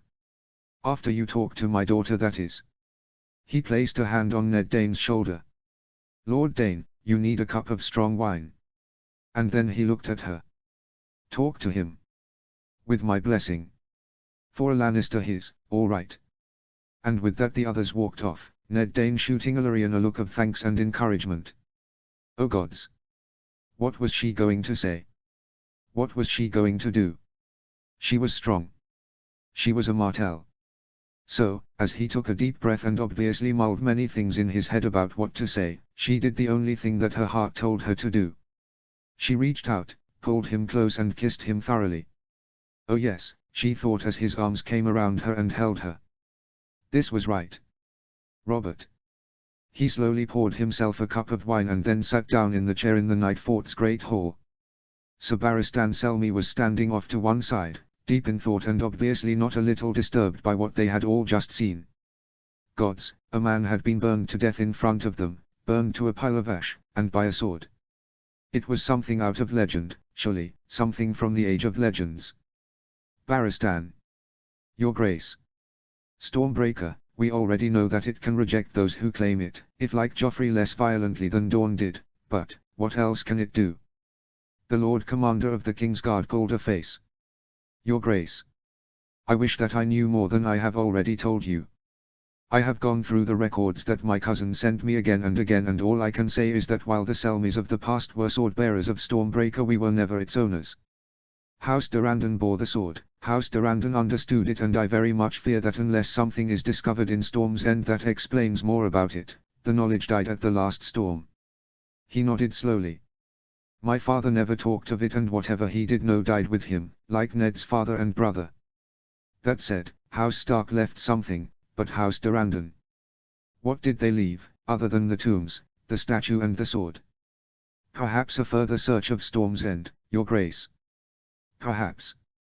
Gods, Barristan, I feel as if there's something hanging in the air in front of me, but I can't see it. I've heard the thunder that cracks about me sometimes when something happens, but I can't grasp it, understand it, control it. Gods damn it. He stood and strode to the window to look out over the main courtyard of the Night Fort, where shaken people still avoided the dark patch where that greedy cunt had tried to take what was not his. It might be, Your Grace, that Selmy seemed to search for the words for a long moment.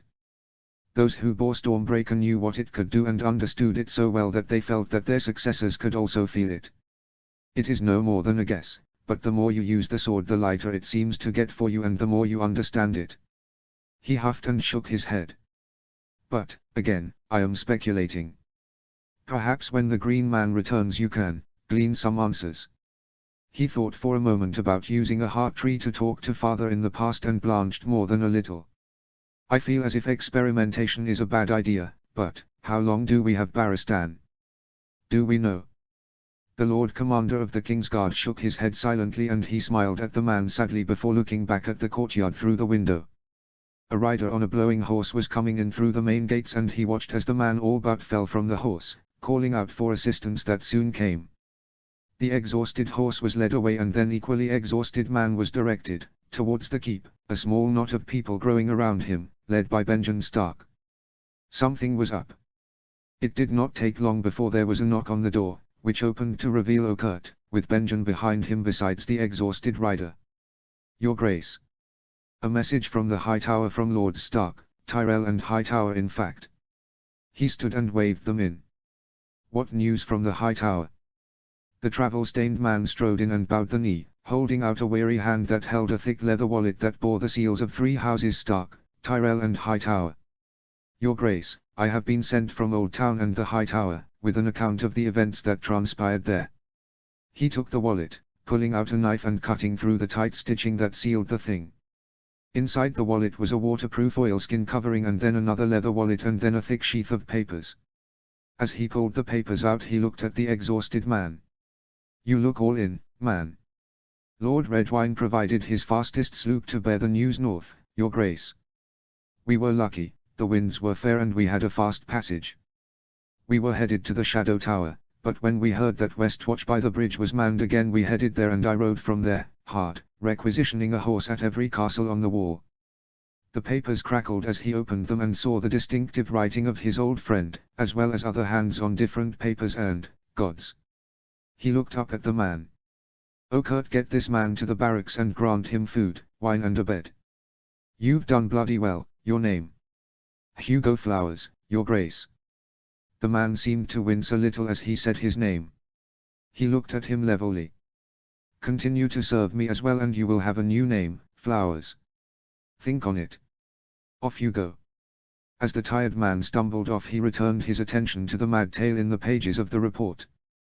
There was Ned's words and also Tyrell's and Hightower's, the new Lord Hightower, and as he read his eyebrows climbed and climbed. Gods. When he finally finished he looked up. Benjamin was almost vibrating with curiosity and Selmy was looking at him with upraised eyebrows. As he handed the sheaf of letters over to Benjamin he looked at the guard by the door. Fetch Lord Tarley at once. And then he strode to the window again, lifting an eyebrow on occasion as he heard the other 2 men exclaim in shock at the report that had astonished him. As he waited he could hear Benjamin and Selmy eventually go silent, probably again in shock. Not that he could blame them. It was a tale out of legend. And then, finally, he heard a knock again at the door. Your Grace, Lord Tarley. The door opened and Randall Tarley walked in, looking curious. Your Grace, you sent for me. He nodded at Benjamin, who handed the report over to Tarley with a look of genuine respect. The first report from the High Tower has come, as fast as was possible. It's quite a tale. And your son was there. Tarley stiffened and then looked down at the papers in his hand. Samwell. Lord Tarley Robert boomed, walking over to the Reach Lord. May I be the first to congratulate you.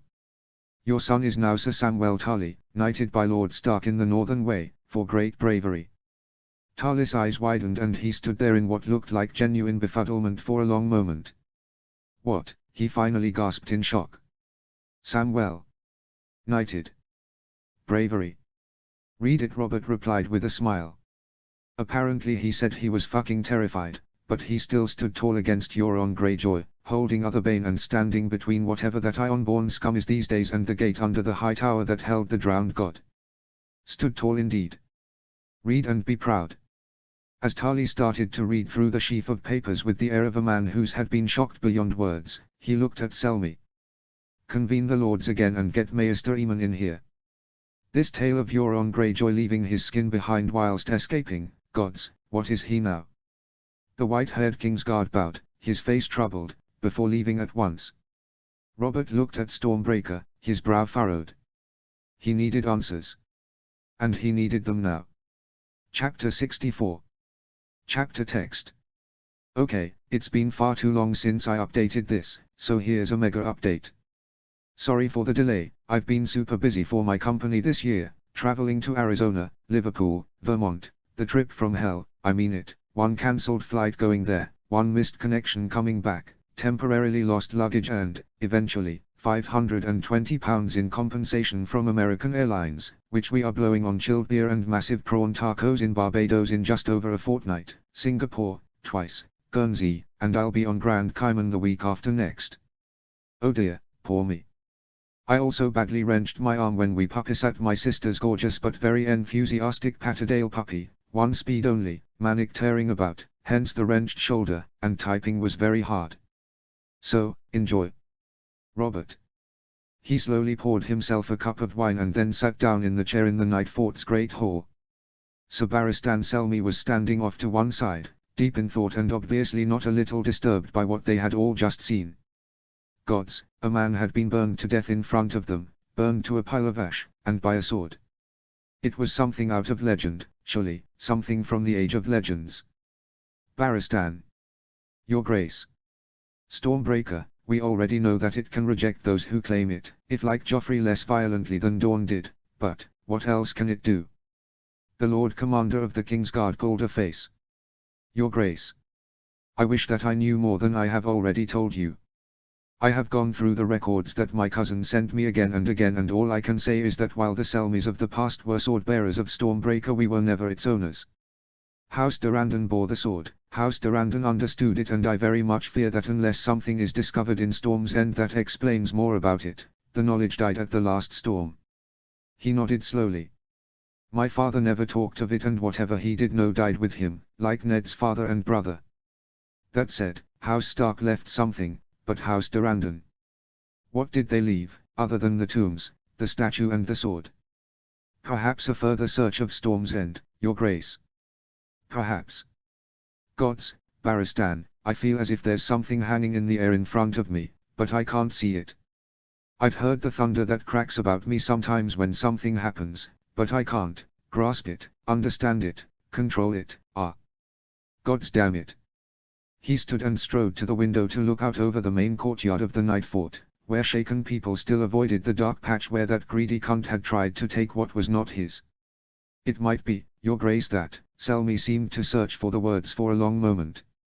Those who bore Stormbreaker knew what it could do and understood it so well that they felt that their successors could also feel it. It is no more than a guess, but the more you use the sword the lighter it seems to get for you and the more you understand it. He huffed and shook his head. But, again, I am speculating. Perhaps when the Green Man returns you can glean some answers. He thought for a moment about using a heart tree to talk to Father in the past and blanched more than a little. I feel as if experimentation is a bad idea, but, how long do we have, Barristan? Do we know? The Lord Commander of the King's Guard shook his head silently and he smiled at the man sadly before looking back at the courtyard through the window. A rider on a blowing horse was coming in through the main gates and he watched as the man all but fell from the horse, calling out for assistance that soon came. The exhausted horse was led away and then equally exhausted man was directed towards the keep, a small knot of people growing around him, led by Benjen Stark. Something was up. It did not take long before there was a knock on the door, which opened to reveal Oakurt, with Benjen behind him besides the exhausted rider. Your Grace.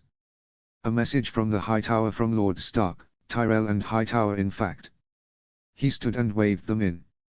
What news from the High Tower? The travel-stained man strode in and bowed the knee, holding out a weary hand that held a thick leather wallet that bore the seals of 3 houses Stark, Tyrell and Hightower. Your Grace, I have been sent from Old Town and the High Tower, with an account of the events that transpired there. He took the wallet, pulling out a knife and cutting through the tight stitching that sealed the thing. Inside the wallet was a waterproof oilskin covering and then another leather wallet and then a thick sheath of papers. As he pulled the papers out he looked at the exhausted man. You look all in, man. Lord Redwine provided his fastest sloop to bear the news north, Your Grace. We were lucky, the winds were fair and we had a fast passage. We were headed to the Shadow Tower, but when we heard that Westwatch by the bridge was manned again we headed there and I rode from there, hard, requisitioning a horse at every castle on the wall. The papers crackled as he opened them and saw the distinctive writing of his old friend, as well as other hands on different papers and, gods. He looked up at the man. "Oh Kurt, get this man to the barracks and grant him food, wine and a bed. You've done bloody well, your name?" "Hugo Flowers, your grace." The man seemed to wince a little as he said his name. He looked at him levelly. "Continue to serve me as well and you will have a new name, Flowers. Think on it. Off you go." As the tired man stumbled off he returned his attention to the mad tale in the pages of the report. There was Ned's words and also Tyrell's and Hightower's, the new Lord Hightower, and as he read his eyebrows climbed and climbed. Gods. When he finally finished he looked up. Benjen was almost vibrating with curiosity and Selmy was looking at him with upraised eyebrows. As he handed the sheaf of letters over to Benjen he looked at the guard by the door. "Fetch Lord Tully at once." And then he strode to the window again, lifting an eyebrow on occasion as he heard the other two men exclaim in shock at the report that had astonished him. As he waited he could hear Benjen and Selmy eventually go silent, probably again in shock. Not that he could blame them. It was a tale out of legend. And then, finally, he heard a knock again at the door. "Your Grace, Lord Tully." The door opened and Randall Tully walked in, looking curious. "Your Grace, you sent for me." He nodded at Benjen, who handed the report over to Tully with a look of genuine respect. "The first report from the Hightower has come, as fast as was possible. It's quite a tale. And your son was there?" Tully stiffened and then looked down at the papers in his hand. "Samwell." Lord Tully Robert boomed, walking over to the Reach Lord. "May I be the first to congratulate you. Your son is now Sir Samwell Tully, knighted by Lord Stark in the Northern Way, for great bravery." Tully's eyes widened and he stood there in what looked like genuine befuddlement for a long moment. "What?" he finally gasped in shock. "Samwell. Knighted. Bravery." "Read it," Robert replied with a smile. Apparently he said he was fucking terrified, but he still stood tall against Euron Greyjoy, holding Otherbane and standing between whatever that Ironborn scum is these days and the gate under the high tower that held the drowned god. Stood tall indeed. "Read and be proud." As Tully started to read through the sheaf of papers with the air of a man who's had been shocked beyond words, he looked at Selmy. "Convene the lords again and get Maester Aemon in here. This tale of Euron Greyjoy leaving his skin behind whilst escaping, gods, what is he now?" The white-haired Kingsguard bowed, his face troubled, before leaving at once. Robert looked at Stormbreaker, his brow furrowed. He needed answers. And he needed them now. Mayorona Henry. They had burned the bodies. They had no choice in the matter. Few identifying symbols remained, and that was something that still made him shiver a little. Who could tell the identity of a bear skull and a few bones covered in rotting threads?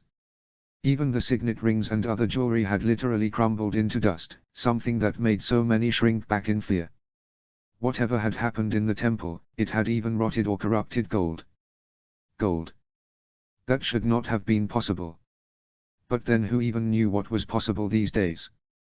The thing, the creature that the Triax had been made into had been dragged outside with meat hooks and then burned before a vast and silent crowd.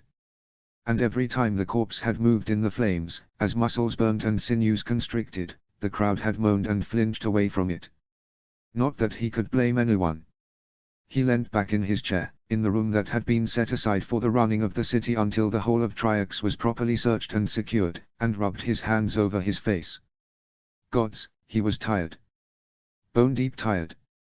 The list of the dead, or rather the missing, as the dead could not be identified, was horrifying. Volantis had been beheaded. The first families had been ripped out, root and stem, with only a few survivors here and there. Some of the oldest bloodlines were gone, bloodlines that went back to Valyria itself. The city was not reeling, it was prostrate. Fear was the prevailing emotion in the city, and he could not blame people for that fear. He felt it himself. "You look like shit." He turned and then sent a bitter smile at Garano. "I feel like shit, brother. Too much to do. And too much that we still don't know." His brother sighed from the doorway and then walked in tiredly. We think we've found where the Triacs met before they vanished. It's bad. He looked at Garano's face and then winced a little. How bad? Whatever or whoever created that thing from the Triacs also killed their bodyguards. There's a tunnel packed with their remains. Garano's voice broken a little at the last word. I've ordered the pieces to be burned. There was a long moment of silence as they looked at each other. Then he nodded choppily. Well done. He looked down at the mass of messages and open books on the deck in front of him. Whoever we're dealing with, whoever was responsible for this, he or she must have been a fleshsmith. There's no other explanation. But the magic used, there's nothing in the books about that. Not even the darkest, most forbidden tomes from old Valyria. Although, there was one reference from the Century of Blood. Garano frowned at him. What reference? He shuffled through some of the books and then opened one to the right page.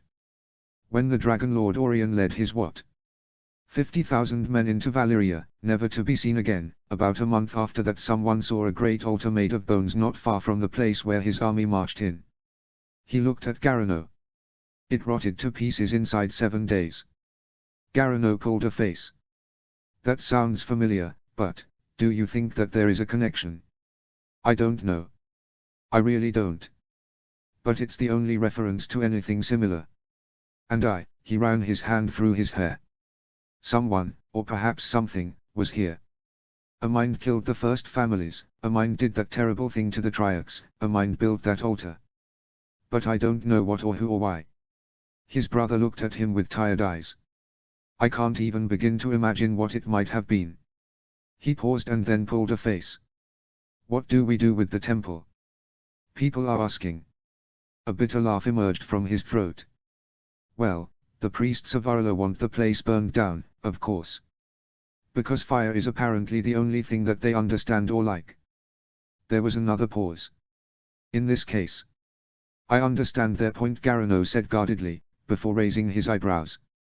That said, destroying the largest and oldest temple to the gods of Valyria that still remains intact outside of whatever's left in Valyria is, of course, entirely a coincidence of circumstance. He smiled. Oh, of course. The smile died on his face. I know. I know that the place has been defiled. I know that it feels wrong, now, twisted, not right, but it's a piece of old Valyria. It's our history. It's what makes us Valyrians. Yes. The one word was almost a wail. He closed his eyes for a long moment tiredly before opening them again.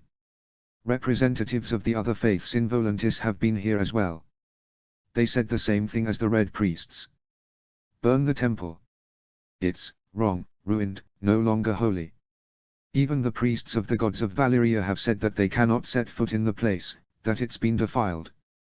Garano just looked at him for a long moment. Then you know what must be done. Safely, of course. We can pull down the buildings around it to make sure that they don't catch fire when it's done. He nodded and then he grimaced. Gods, I'll be glad when we elect new Triacs. I don't want this burden a moment longer. And that brought him a laugh from his brother.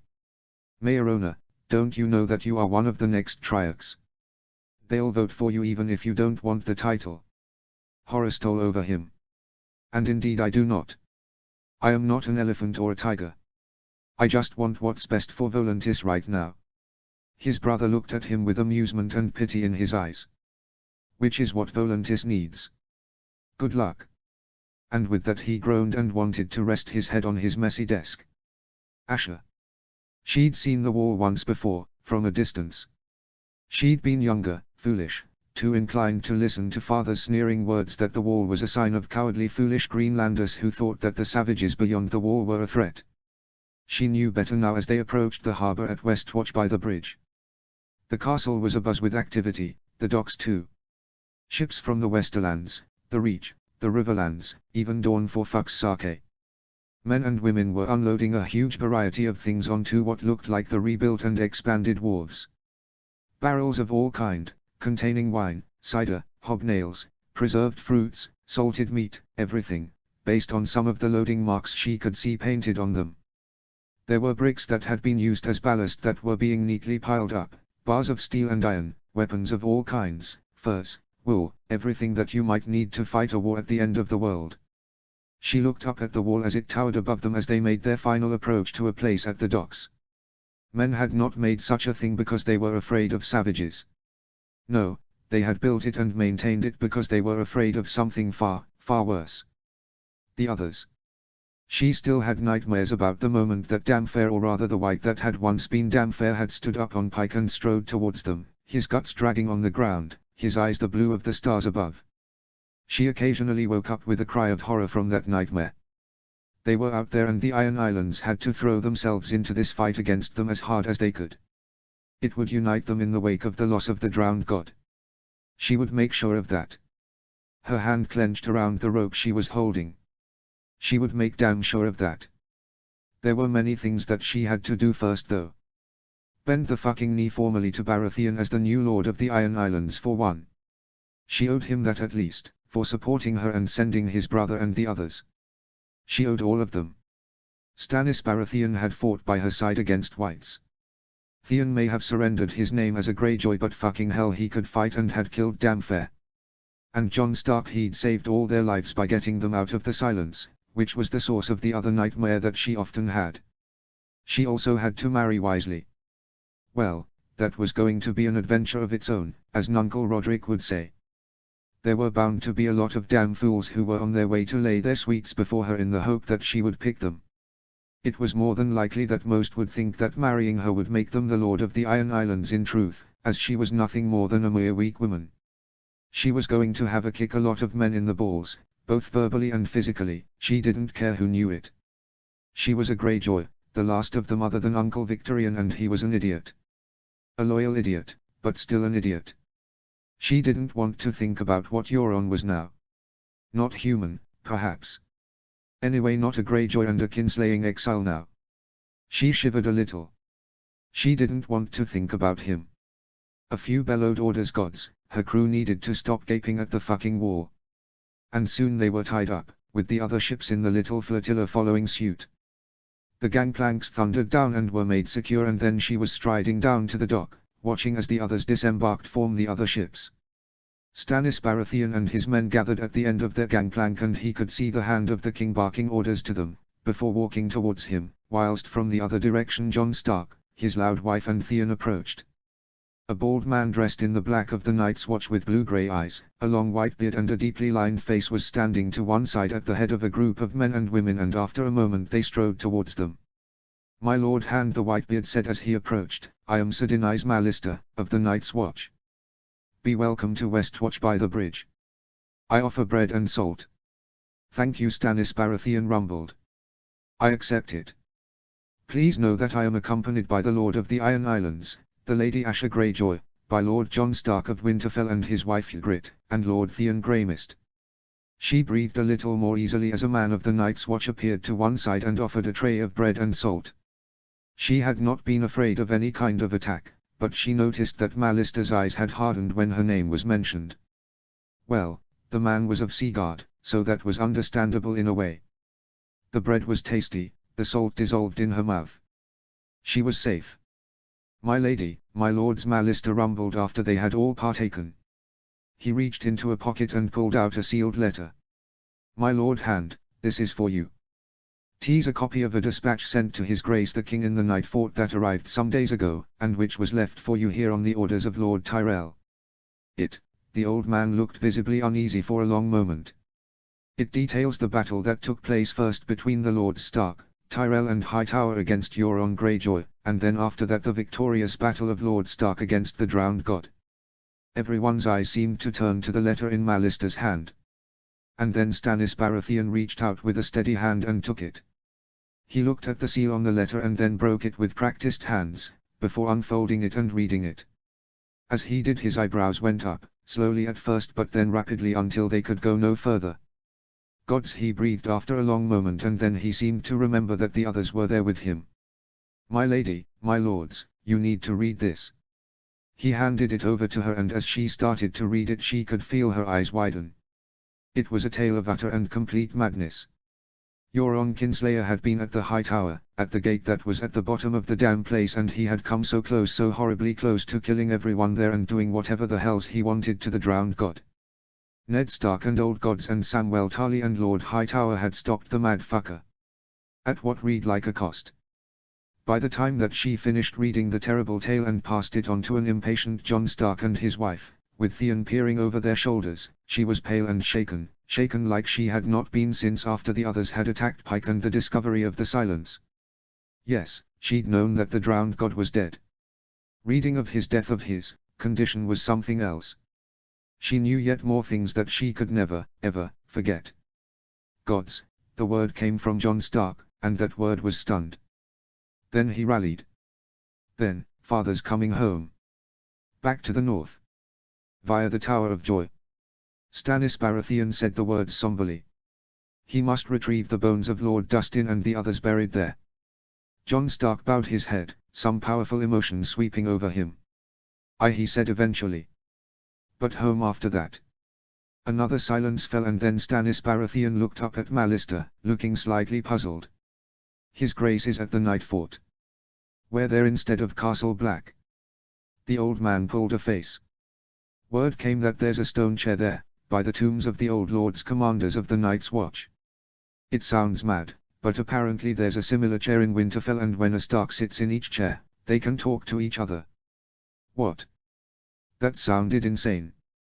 But Jon Stark and Theon both seemed to recognize the words. They looked at each other, and then Jon looked at Ygritte before they stepped forwards.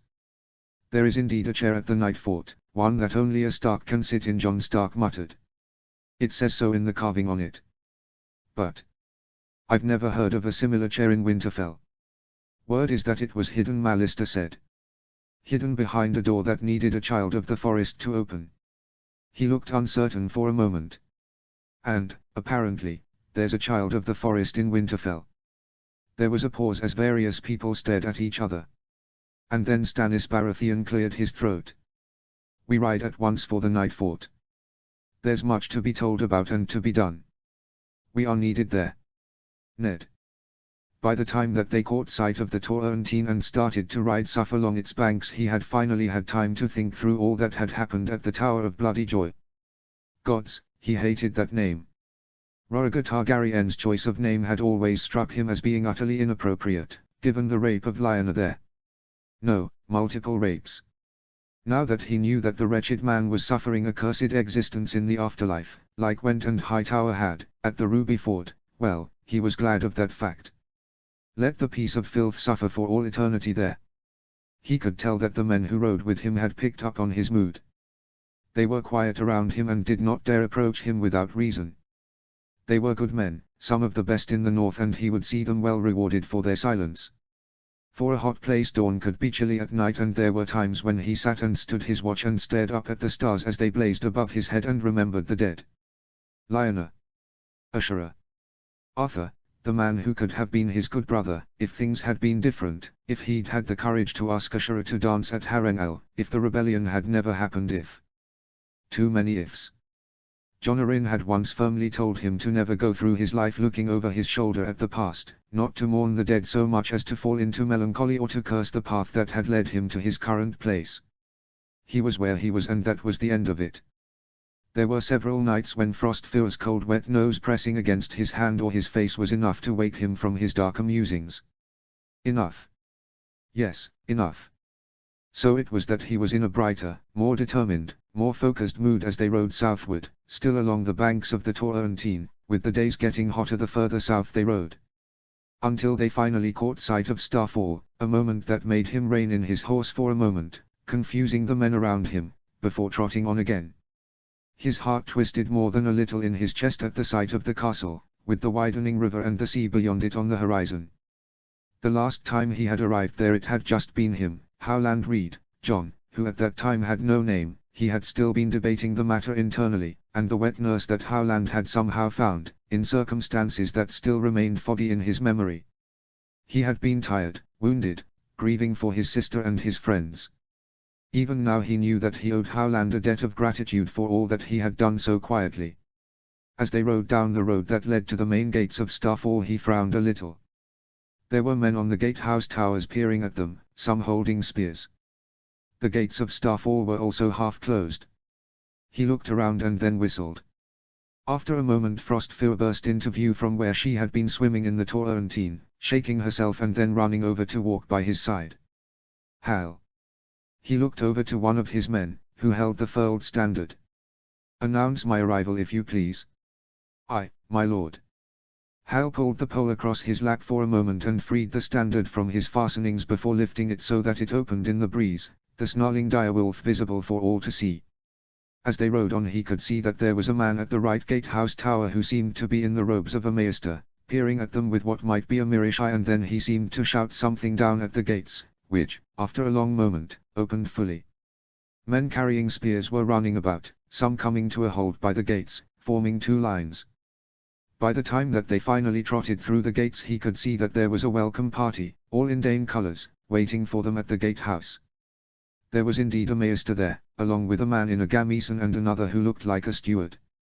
All seemed to look at his men carefully before they all looked back at each other and then nodded to each other. As he reined in and then dismounted he turned to the trio and then smiled slightly. Maester Callis, if I remember correctly. You do indeed, Lord Stark.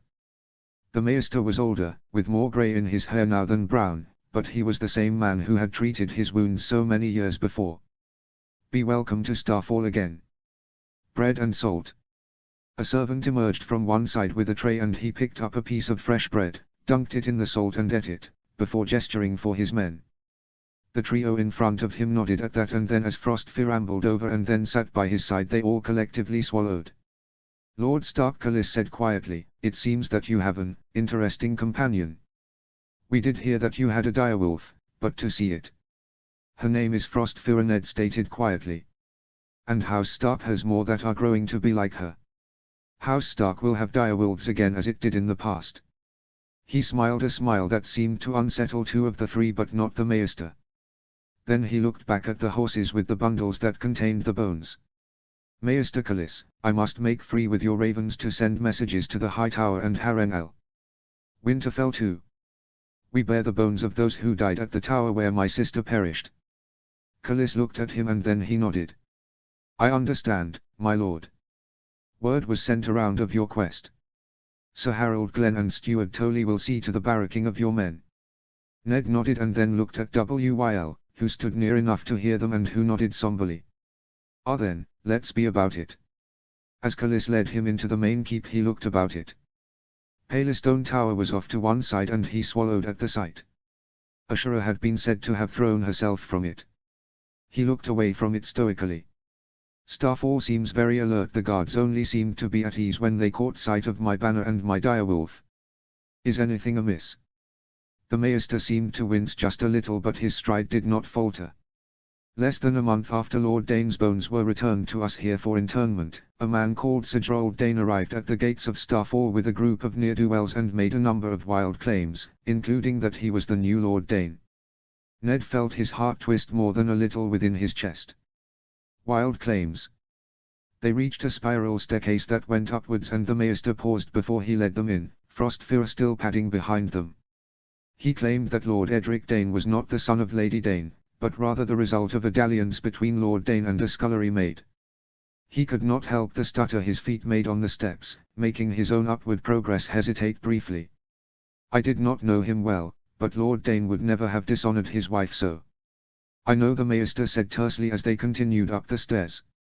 I was the man who delivered Lord Edric Dane. Sir Gerald was denied entrance to Starfall and he and his men were driven off. They left shouting insults and a great many threats, with Gerald Dane promising to appeal to Prince Doran and then the king.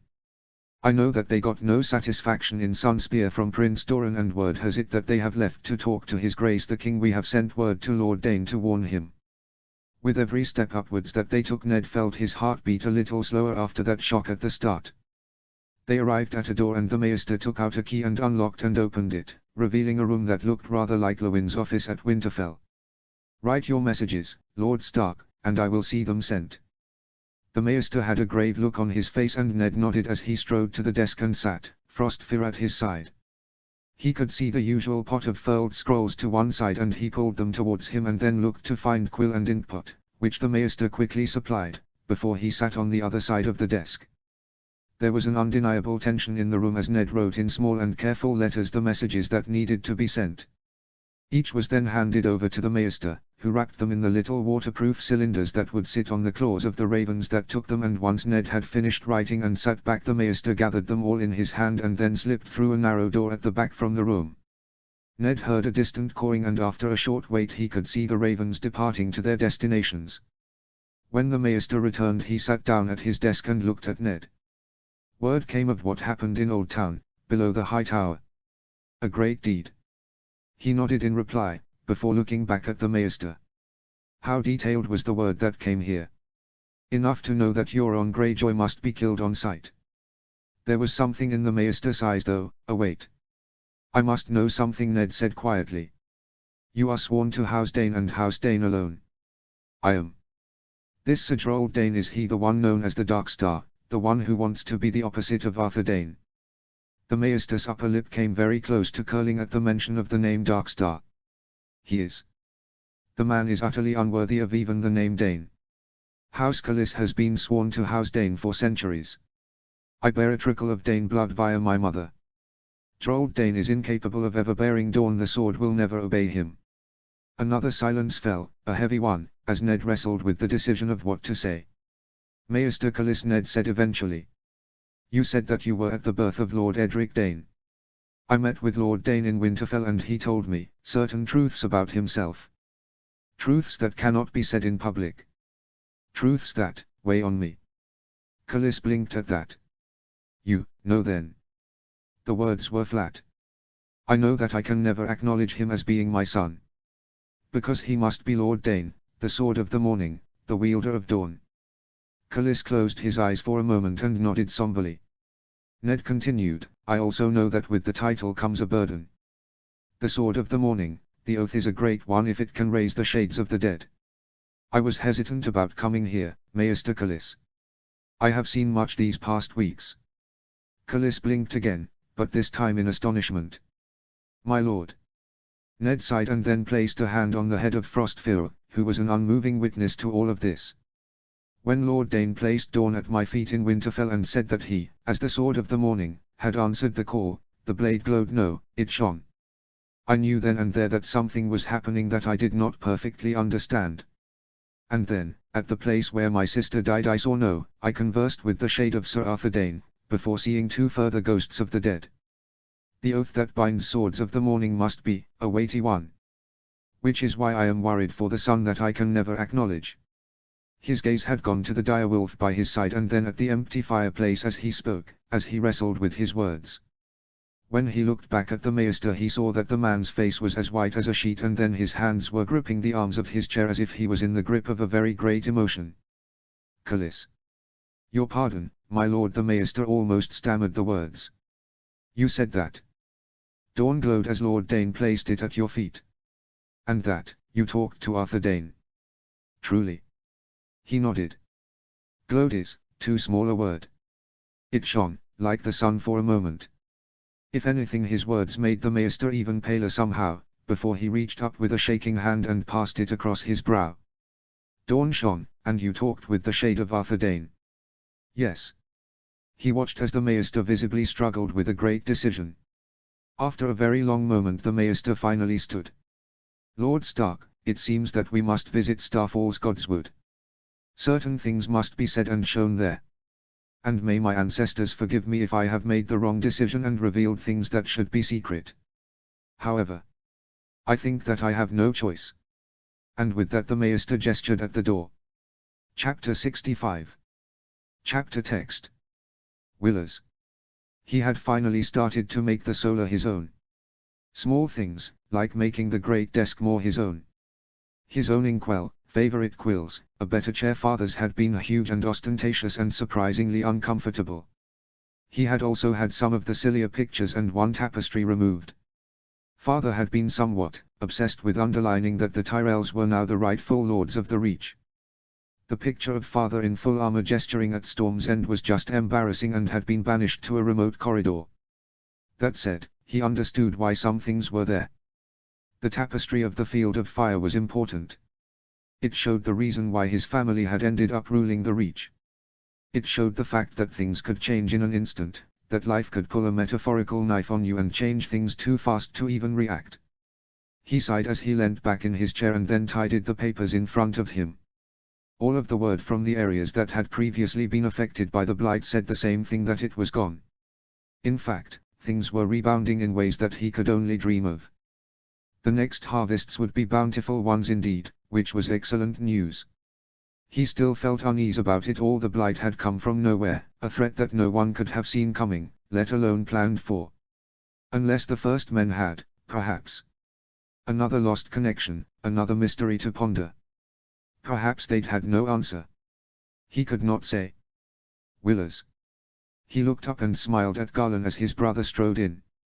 Garland. How is Leonette? Garland sat and then grinned wryly. I had no idea that being with child could grant a woman such strange tastes. She has developed a taste for anchovies and blue cheese. Together. Willers stared at him. Together. Oh yes. Garland then blushed a little. And her ardor is increased, despite her pregnancy. He leant back in his own chair and looked at Garland. Impending fatherhood suits you, you know. Still anchovies and blue cheese. Oh yes. You sent for me. I did, we just await mother and grandmother. There's something important we must discuss. Word from Ned Stark. No, a raven from Storm's End. Which is why I had Marjorie take Laura's out hawking not long ago, telling her to keep him busy and away from here. His brother looked confused for a moment but then seemed to pick something up from his grim mien. After a moment Willers broken the silence again. Anchovies and blue cheese. Really? Why? I do not know, Garland groaned. And whilst I like both, to eat them together. And what's this about anchovies and blue cheese? There was no warning of grandmother's arrival, no clack of the ferrule of her cane on the floor outside, because she entered arm in arm with mother, who also looked a bit confused at the topic. Leonette has developed a taste for the two together, Garland explained. I am doing my best to supply her strange wants. It was sardines for me, when I was carrying your father, grandmother huffed as she sat in a chair. And for Larry it was pickled onions, I believe. Mother smiled as she seated herself. It was indeed. Now grandmother said once she was seated and comfortable. What's the to-do? Your message was vague. It had to be. As I just told Garland, Laura's has been taken out hawking by Marjorie, because he cannot know of this yet. A raven came from Storm's End. Renly Baratheon is to be wed. Finally. Grandmother grumbled. The fool should have been betrothed years ago. Who's the girl? Bethany Kellington. Grandmother's gaze softened as she frowned in thought. Kellington. Kellington. Not too high a match, but not too low either. Stormlord nobility. The girl has a striking face, not conventionally pretty, not much in the way of teats, but she has her wits about her, is fierce about her family and handled herself well with that piglet business, or so I am told. Humph. Not a bad match. Willers blinked a little at grandmother's power of recall, but perhaps he should not have been surprised at her knowledge. Just so, grandmother. He stood and handed her the raven message. And as you can tell by the wording of the message, this is an announcement of the soon-to-happen event and not an invitation. He returned to his desk and sat down again as grandmother read the message and then nodded, before handing it to mother. This will be a Stormland marriage and very much a Stormland event, grandmother said firmly. Not something for outsiders, I'll wager.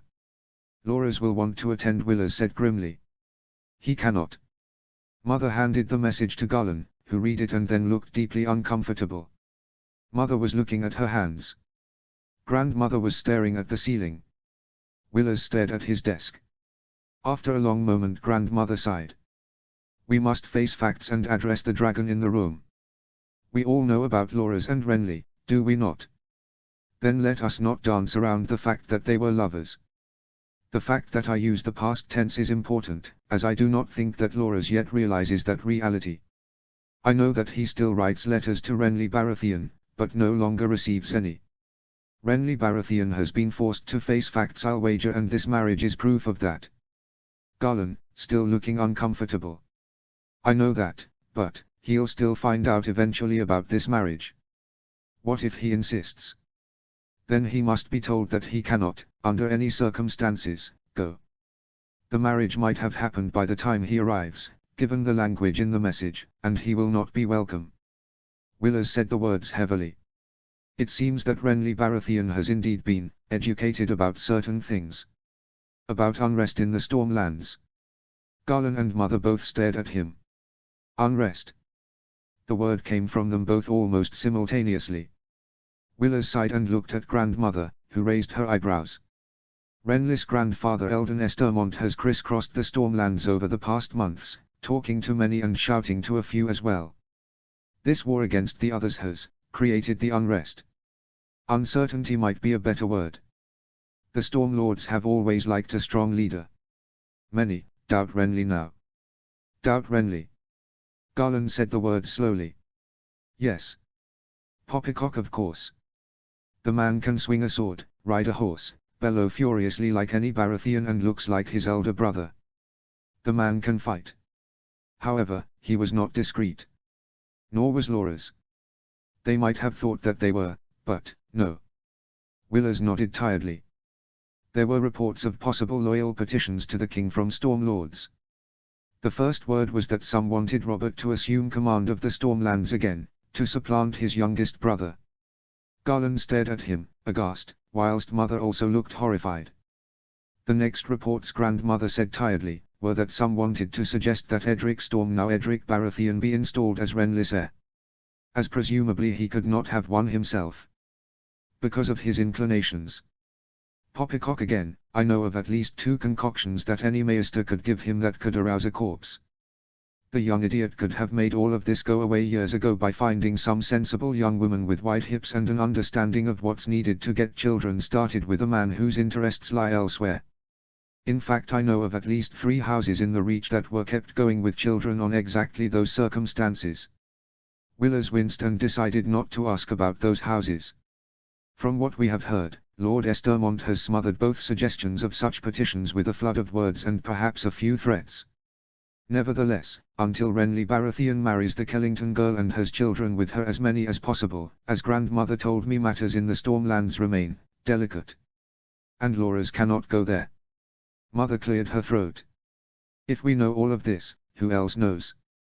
He looked at Grandmother and then realized that she was pulling the exact same face that he was. Too many, he said grimly. People talk. And because they talk, we must react. Loras must marry. I do not wish him to be miserable, and so we must choose his bride carefully, but he must marry, and he cannot meet Renly Baratheon again for the foreseeable future. There was another long moment of uncomfortable silence. Finally Mother said quietly, I understand. I'll talk to him. Then she looked at him. Talatali is due here within a day. If she is acceptable and matters can be arranged with her family, you will marry her. Yes, Willers sighed. I need an heir myself. Good, because the ground under our own feet is somewhat more uncertain than I had feared. Grandmother sighed. Word reached me today that Delaena Norcross is now a widow. He blinked at that. What? How? When? Hosman Norcross, Grandmother said the words carefully, heard the call but then had a crisis of faith. He seemed to embrace his belief in the 7 more fiercely and, well, he abjured his world possessions, took up the basic armor of a hedge knight and joined the faith militant. He heard about a crusade against the Isle of Faces, joined the attack and then died there, like the fool that he was, at the hands of the Green Man himself, who was once Sir Duncan the Tall. There was a horrified moment of silence. And then Willers stood. What? That was months ago. Why has it taken so long for such word to reach here? His squire had to get his body away from small folk who had no interest whatsoever in giving the fool a proper burial, as he had been trying to kill them all as heretics. Grandmother raised a hand in resignation. It took him months to get back to the Florents. But you see my point. Delaena Norcross is now Delaena Florent again, free to marry whoever she wishes. And now she's in the north, perhaps in Winterfell itself, able to flutter her eyelashes and open her legs again to the king. The Florents are probably salivating at the prospects before them. The last we heard was that Robert Baratheon was at Castle Black Willers muttered, his eyes flicking to the map of Westeros that was on the wall to one side. And will he stay there? The man has been restored to the vigor of his youth, he's on campaign, his blood is rising at the thought of a war and he's free of his incest-obsessed bitch of a wife. Grandmother just looked at him. We need heirs all around us and we must plan for a move by the Florence. The Starks are always right, winter is coming.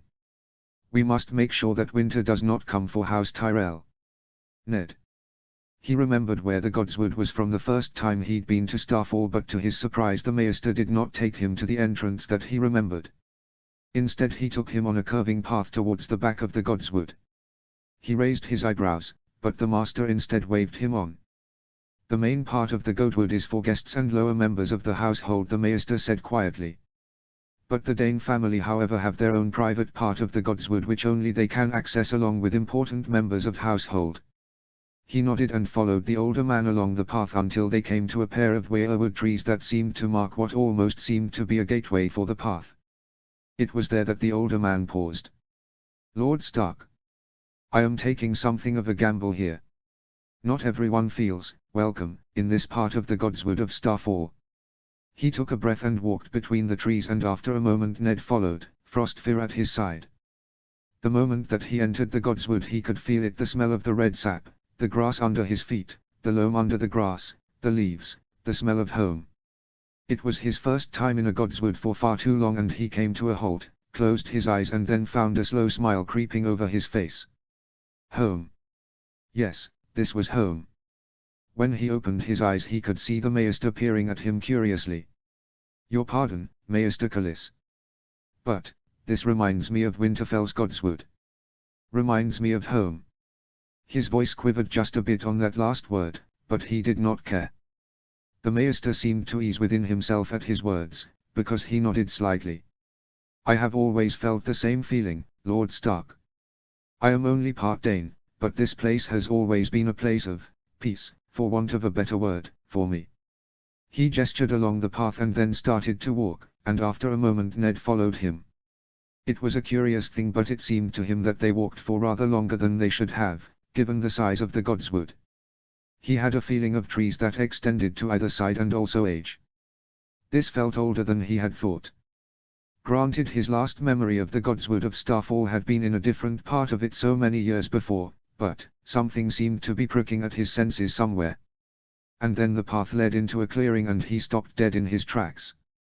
There was a heart tree in the clearing and a white stone that was as high as his waist before it, but that tree, he stepped towards it, a look of reverence on his face. It was old, he could tell that, with a face that looked solemn. It was also huge, far taller than any other tree around.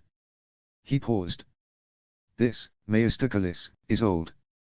Very. Wait, surely I should have seen this tree from outside the Godswood. Something seemed to again erase a little in the Maester's posture. The tree is indeed old. That you can see it as it is, well, that means much. What do you make of the face? Solemn, old and, wait, what is that mark between its eyes? He strode forwards and peered at the white bark. There was an indentation in the surface, in the shape of a human hand, fingers outsplayed.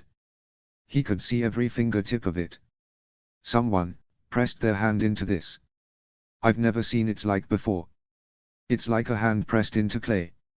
Yet more tension bled from the Maester, who gathered his robes a little in one hand and then sat down on a large root at the base of the tree. You can see it then, good. All I see is a vague shape, and only that because my maternal grandmother was a Dane. All Danes can see it, and now you. Some cannot see it at all. Who made it? A shrug was his answer.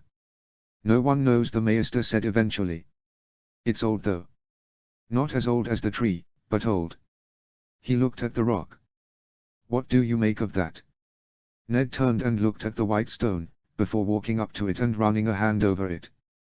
It was hard, perfectly smooth, and unlike any stone he'd seen before in his life.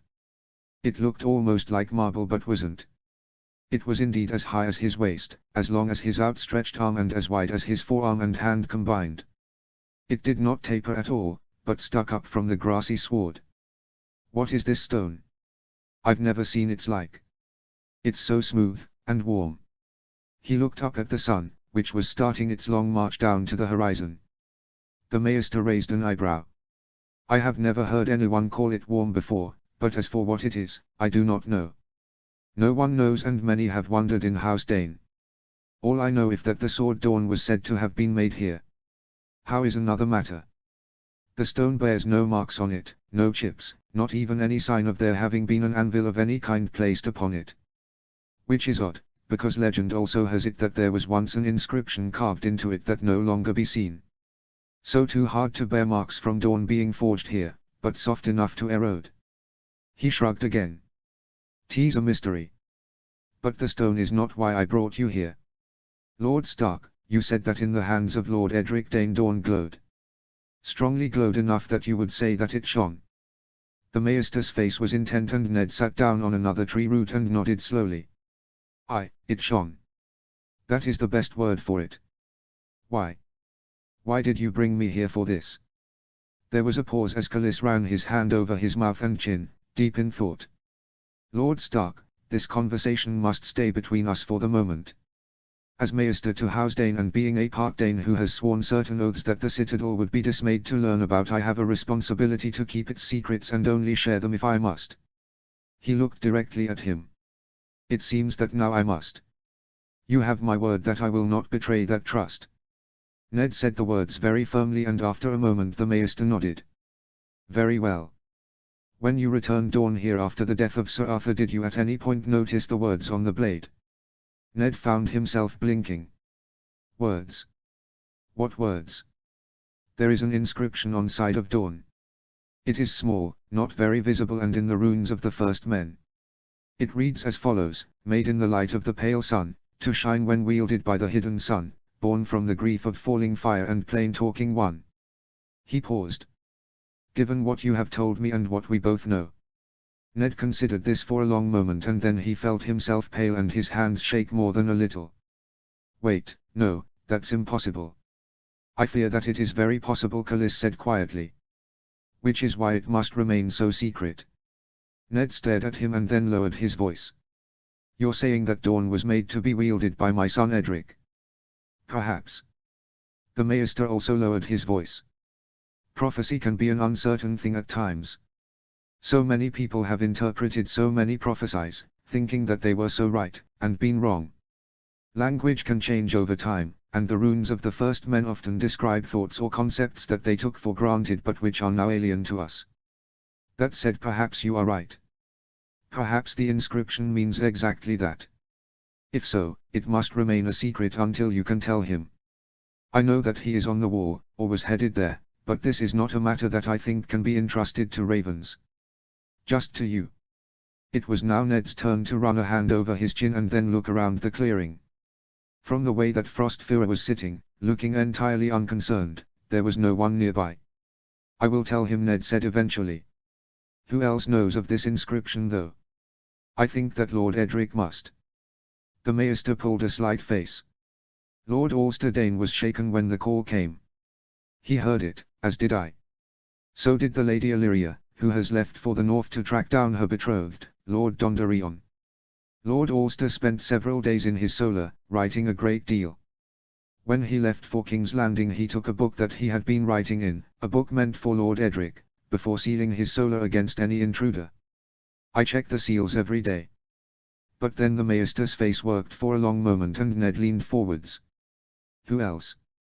The Maester sighed. "And that is where things get difficult, my lord." He paused. "I entered the Citadel at a young age. I was the third son of Lord Callis and I wanted to learn as much as I could, especially about the higher mysteries.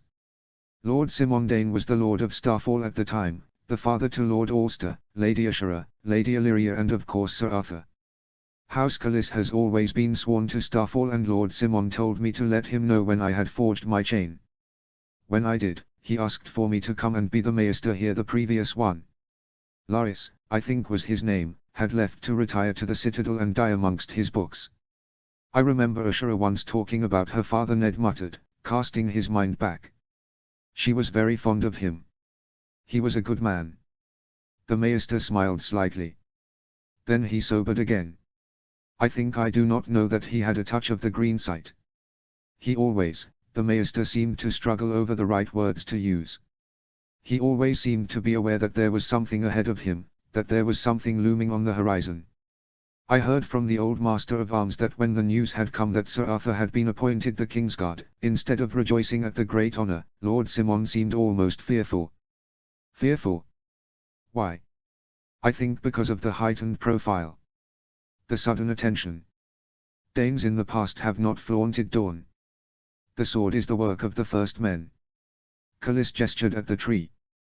This heart tree should not have survived the visit that Queen Visenya Targaryen made to Starfall on the back of Vigor, to burn it to the ground. In fact, Starfall itself should not have survived. Yet it did. And there is a great scorched glassy mark a mile or so to the east of here. I wonder why. Ned looked at the Maester for a long moment and then he looked at the huge tree that should have been seen from outside. The old gods intervened. Why here and not elsewhere? Dawn was made here. The Maester looked at the tree. This place is special. And at that time House Dane was not even here. They were hidden in the Red Mountains, with Dawn. So many of the fabled weapons of the first men that have been rediscovered, Stormbreaker, Otherbane, the Fist of Winter that sits on your hip, the Shield of the Riverlands that has been found again and Dawn, none of them ended up in the Iron Throne, did they? They were all hidden. And Starfall was said to have been burned, was believed to have been burned but was not. Ned nodded slowly, his hand going to the head of the fist as if reassuring himself that it was still there. Then he found his voice again. You were speaking of who else knew? Cullis nodded. Lord Simon at first had a task for me to look into the history of House Dane and, well, the higher mysteries. When I came here I already had 2 Valyrian steel rings. He ran his hand over his chain and Ned blinked as he saw that there were now more than 2. There were 6. 3 months after I arrived and, it would be 5 months before the great tourney at Harrenhal, a small party of horsemen arrived at the main gates of Starfall. Their 2 leaders were cloaked and cowled, despite the heat. When bread and salt arrived they removed their hoods and revealed themselves to be Sir Arthur Dane and Prince Rhaegar Targaryen. Ned blinked. Rhaegar came here. He did, and Sir Arthur looked nervous about the matter. His father was very shocked at this sudden arrival. There was no warning whatsoever. I did not even know that he came here before the tourney. It was a secret. The Maester rubbed his forehead for a moment. The 3 Lord Simon, Sir Arthur and the Prince retreated to Lord Simon's solar to speak. I was not there, but servants whispered of raised voices. When they finished their discussion they attended the noonday meal.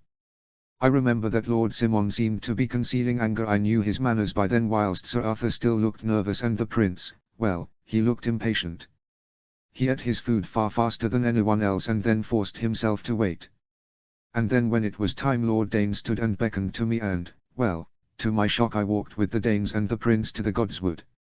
Rhaegar looked at me as if I was a mere worm, but from what I was told afterwards by Lord Dane my involvement was important, given my knowledge of the higher mysteries. I think now that some of the raised voices in the solar must have been over me. The Maester fell silent for a long moment as his eyes seemed to cloud with memories. I said earlier that some do not feel welcome in here. Prince Rhaegar was one.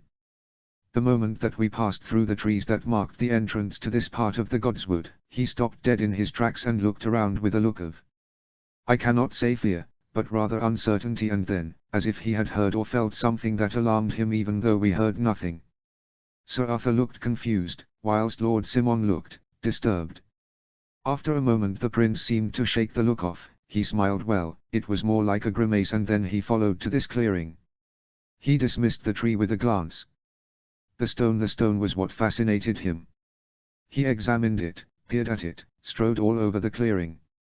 And then he started to speak, after first swearing us to silence, saying that, well, what he had to say was vitally important for Westeros. Cullis paused and seemed to gather his thoughts. That oath died with him. So I can speak of it now. He knew about the inscription on Dawn. Apparently he had been sparring with Sir Arthur in the Red Keep when he had noticed it and then asked many questions about it. A very many questions. Enough to pass from requests for answers to demands. Royal, princely, demands. So he knew of the inscription. And he thought that it referred to him. Ned sat there and then blinked slightly as he absorbed that. Wait, what? What do you mean? He thought that the hidden son was, well, himself. But that was mad, Ned thought, something that his face must have displayed strongly, because the maester threw his hands in the air as if to display exasperation. Yes, I know, Lord Stark. Madness. However, it was a madness that he sincerely, deeply, believed in. He thought that he was the hidden son, because he was the prince that was promised, the savior of us all who had to be hidden from people like his father. A look of surprising bitterness crossed the maester's face. I have often wondered if he was as mad as his father, only displaying a different kind of madness. As you probably know, in the last year or so of his life, Rhaegar Targaryen became obsessed with prophecies. He collected them, reviewed them, analyzed them and saw himself in them. A silence fell and Ned found himself remembering what he knew about Lyanna's kidnapping and rape. About why? About Jon. And about wrong Rhaegar had been. He was a fool then. Khalees nodded slowly. There is a saying in the Citadel that stuck in my mind from the first time I ever heard it, that the Targaryens would always insert themselves into any prophecy they heard of, to make themselves seem vital to it. You have to remember that even after the conquest, the Targaryens were always, well, arrogant, prideful, controlling and also curiously weak. After all, House Targaryen had not been one of the major houses of Valyria. One of the 40 families, yes, but not truly of the greatest families before the Doom. Many of them always seemed to be, desperate, in a way, to be in control. Only they could command. Only they could control. Only they could be, well, relevant. Ned thought about the actions of the Mad King for a moment and then grimaced. That's something I cannot deny. Aerys and his mad demand for my head after my father and brother were murdered. He looked at the maester again. So, what happened? Khalees seemed to consider that question carefully. 6 days of growing madness, and I do not use that word lightly, Lord Stark. Rhaegar Targaryen flinched every time he entered this place, with the flinching getting worse and worse with every day, but still he came here and still he demanded answers when there were none to give him. He could not see any inscription on the stone, he could not see anything on the stone and the tree, and the palm print did not concern him. He did not sleep well here in Starfall, based on how he acted, and his actions made me truly worried for his sanity by the 4th day. Sir Arthur was worried as well, but was also clashing badly with his father, who seemed to increasingly hold Sir Arthur's behavior in, I cannot say contempt.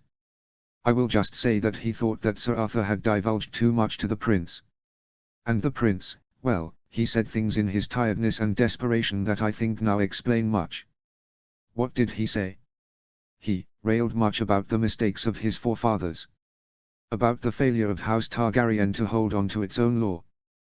The maester winced at that last sentence. He complained bitterly once, and this again struck a chord in my mind, about the many failings of his house to retain what it had had at the time of the conquest. He complained about Maegor's paranoia, about the destruction of the Dance of the Dragons, about the Black Fur rebellions, and above all about the stupidity of Baelor the Lunatic, as he called him. Ned frowned again. Baelor the Lunatic. Baelor the Blessed, as some call him. The maester pulled a face again. He said that he'd read that Baelor had burned a great chest filled with documents and books from the time of the Valyrian freehold as being heretical, filled with references to the Valyrian gods, something that had horrified his relatives beyond words. He said that the pregnancy rite had been fatally damaged from that time, that few remembered the right words after. Ned stared the man. Lord Lannister mentioned something once about House Targaryen once having a right to prevent babes from being harmed from incest, a right that they only had a few scraps of phrases for. Did he mean that? Perhaps. The Lady Ashura wrote of being present at the pregnancy of Princess Elia and there being a ceremony involving the prince and a scrap of paper with faded words written in Valyrian that seemed more like scraps of words. Khalees shook his head. The prince was, as I said, bitter. Another silence, and Ned looked at the sword for a moment, before suddenly noticed that Frostfyre was looking up into the foliage above. There was a small bird up there, and he smiled and looked back at the maester. Go on. On the 5th day, the maester said slowly, the prince was stating utter madness. The stone was to be uprooted and taken back to the Red Keep. The sword Dawn was to be somehow coerced into giving up its secrets. He was obsessed, exhausted, frustrated, his presence here deeply unwelcome. At one point he demanded that we all leave him here so that he could commune with the stone. Sir Arthur guarded the entrance whilst we heard him shriek words in the clearing, including what I think must have been one attempt at a spell or incantation. It failed. And then, on the morning of the 6th day, he suddenly seemed to switch direction. The power print was the vital factor suddenly, the key to the lock that was frustrating him. He announced it, proclaimed it, call it what you will. Even though he could barely see the vague shape of where it was the key.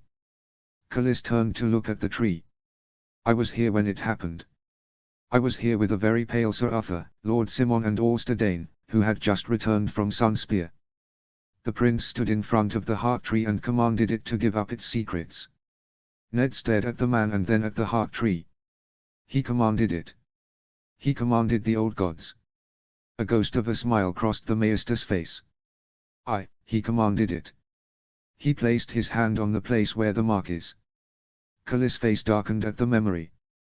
There was a flash of red light, I swear that I saw it. And the eyes on the carving seemed to glow for an instant and I heard a great voice say one word, no. I flinched away and when I looked back I saw Prince Roriger on the ground, as if he had been flung away from the tree, laying on his back. I remember being struck with terror. We all were. Sir Arthur stood there as if paralyzed with fear, I think, or something else. We all thought the same things. Was he hurt? Worse, was he dead? If he was dead, what would the lunatic on the Iron Throne do to us all? But then he sat up, shook his head, looked dazed and then he looked at the heart tree. And this odd look crossed his face. As he stood, he said that he understood. That he was not yet ready. Not yet tempered. Lord Simon Dane asked, dazedly, what he meant. And then the prince said that the voice had meant not yet. Ned blinked. Wait, you heard no, but Roriger thought he heard not yet. The maester shrugged. As I said, he seemed to interpret things in a manner that was favorable to House Targaryen. He left that day, thinking that his interpretation was correct. As most Targaryens ever did. That did not surprise him in the least. Of course he did. As for Sir Arthur, Lord Dane talked with him before he left, he and the then Sir Ulster Dane. I do not know what was said, but when Sir Arthur left Starfall his face was ashen and his shoulders slumped. The maester sighed. You said that you spoke with his shade. May I ask what about? He said that the call had woken him even though he had not been the sword of the morning when he died. His right hand was blackened. He said that dawn had been made by a Stark and a Dane and that he could feel it, from far away, where it is in the north with Edric, the new sword of the morning. That it was right again, whatever that means. Callis sighed. Then it is as I and Lord Ulster had feared. Dawn must have rejected Sir Arthur. The last time you were here in Starfall, Lord Ulster quietly asked Lord Reed about the death of his brother. Lord Reed said that the moment after Sir Arthur wounded you with Dawn, he let out a cry and dropped the sword, clutching at his hand. Ned muttered, remembering the moment. I always wondered at that. But once he was dead I had to run to my sister. Lord Reed said that when he removed Sir Arthur's right gauntlet he said the hand inside was blackened and burnt. His words shocked Lord Ulster deeply, but then he muttered something about his father's worst fears being right. Lord Simon, well, he was different after that visit by the prince. Somber. During the war that followed no men of House Dane rode north to fight at the Ruby Ford. Prince Doran asked why in an angry raven message that I saw. Lord Simon, a week before his death, sent a private message that resulted in a simple message from the prince that just said I understand. Ned nodded. I remember that you were all still mourning Lord Simon Dane when I arrived here with Arthur's bones and Dawn. A clash with bandits and a single simple cut from what must have been a dirty blade. He was dying from an infection in his neck by the time they got him back to Starfall. There was nothing I could do. But, his last words, Lord Stark. In his last hours, before he fell unconscious and died, he kept telling the Lady Ashura the same thing, again and again. Ned. It's Ned. He's coming. Cold water seemed to seep down his back for an instant. He foresaw my arrival. Maybe. Or perhaps Lord Edric, who we all called Ned in his youth. Callis shrugged. You mentioned 2 other shades. Ned nodded slowly. Hightower and went. He paused and took a deep breath.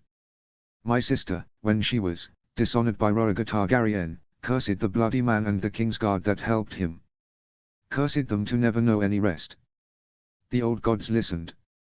Sir Arthur was cursed as well, but was the only one of them to repent and beg her for forgiveness, so she lifted the curse from him and only him. At the tower where they died went and Hightower spent years reliving the moment of their deaths, again and again and again. As was fitting. According to Sir Arthur, Rhaegar still lingers as a shade at the Ruby Ford, in even worse agony. He looked at the Maester. I lifted the curse on Went and Hightower. But not Rhaegar. Never him. Let him suffer. Khalees visibly swallowed at the cold tone in which Ned had delivered that sentence. I understand, my lord. He paused for a long moment. Well, now we have talked much and I have my duties to perform. N.E. nodded slowly. I have much to think about in this place. Thank you for showing me to it. The Maester nodded, smiled slightly and then stood up and bowed formally, before leaving with the gait of a man who had much to think about himself. Ned just sat there, absorbing what he had heard. The fact that it might be that Edric had been foreseen so many hundreds, no, thousands, of years ago. Or was that right? Prophecy, Arthur had said at the Tower of Joy. Were they right when that idiot Rhaegar had been so wrong? After a while he sighed and rubbed at his forehead tiredly, before looking back at Frostfyre, who was still staring upwards into the foliage above their heads. And what are you looking at?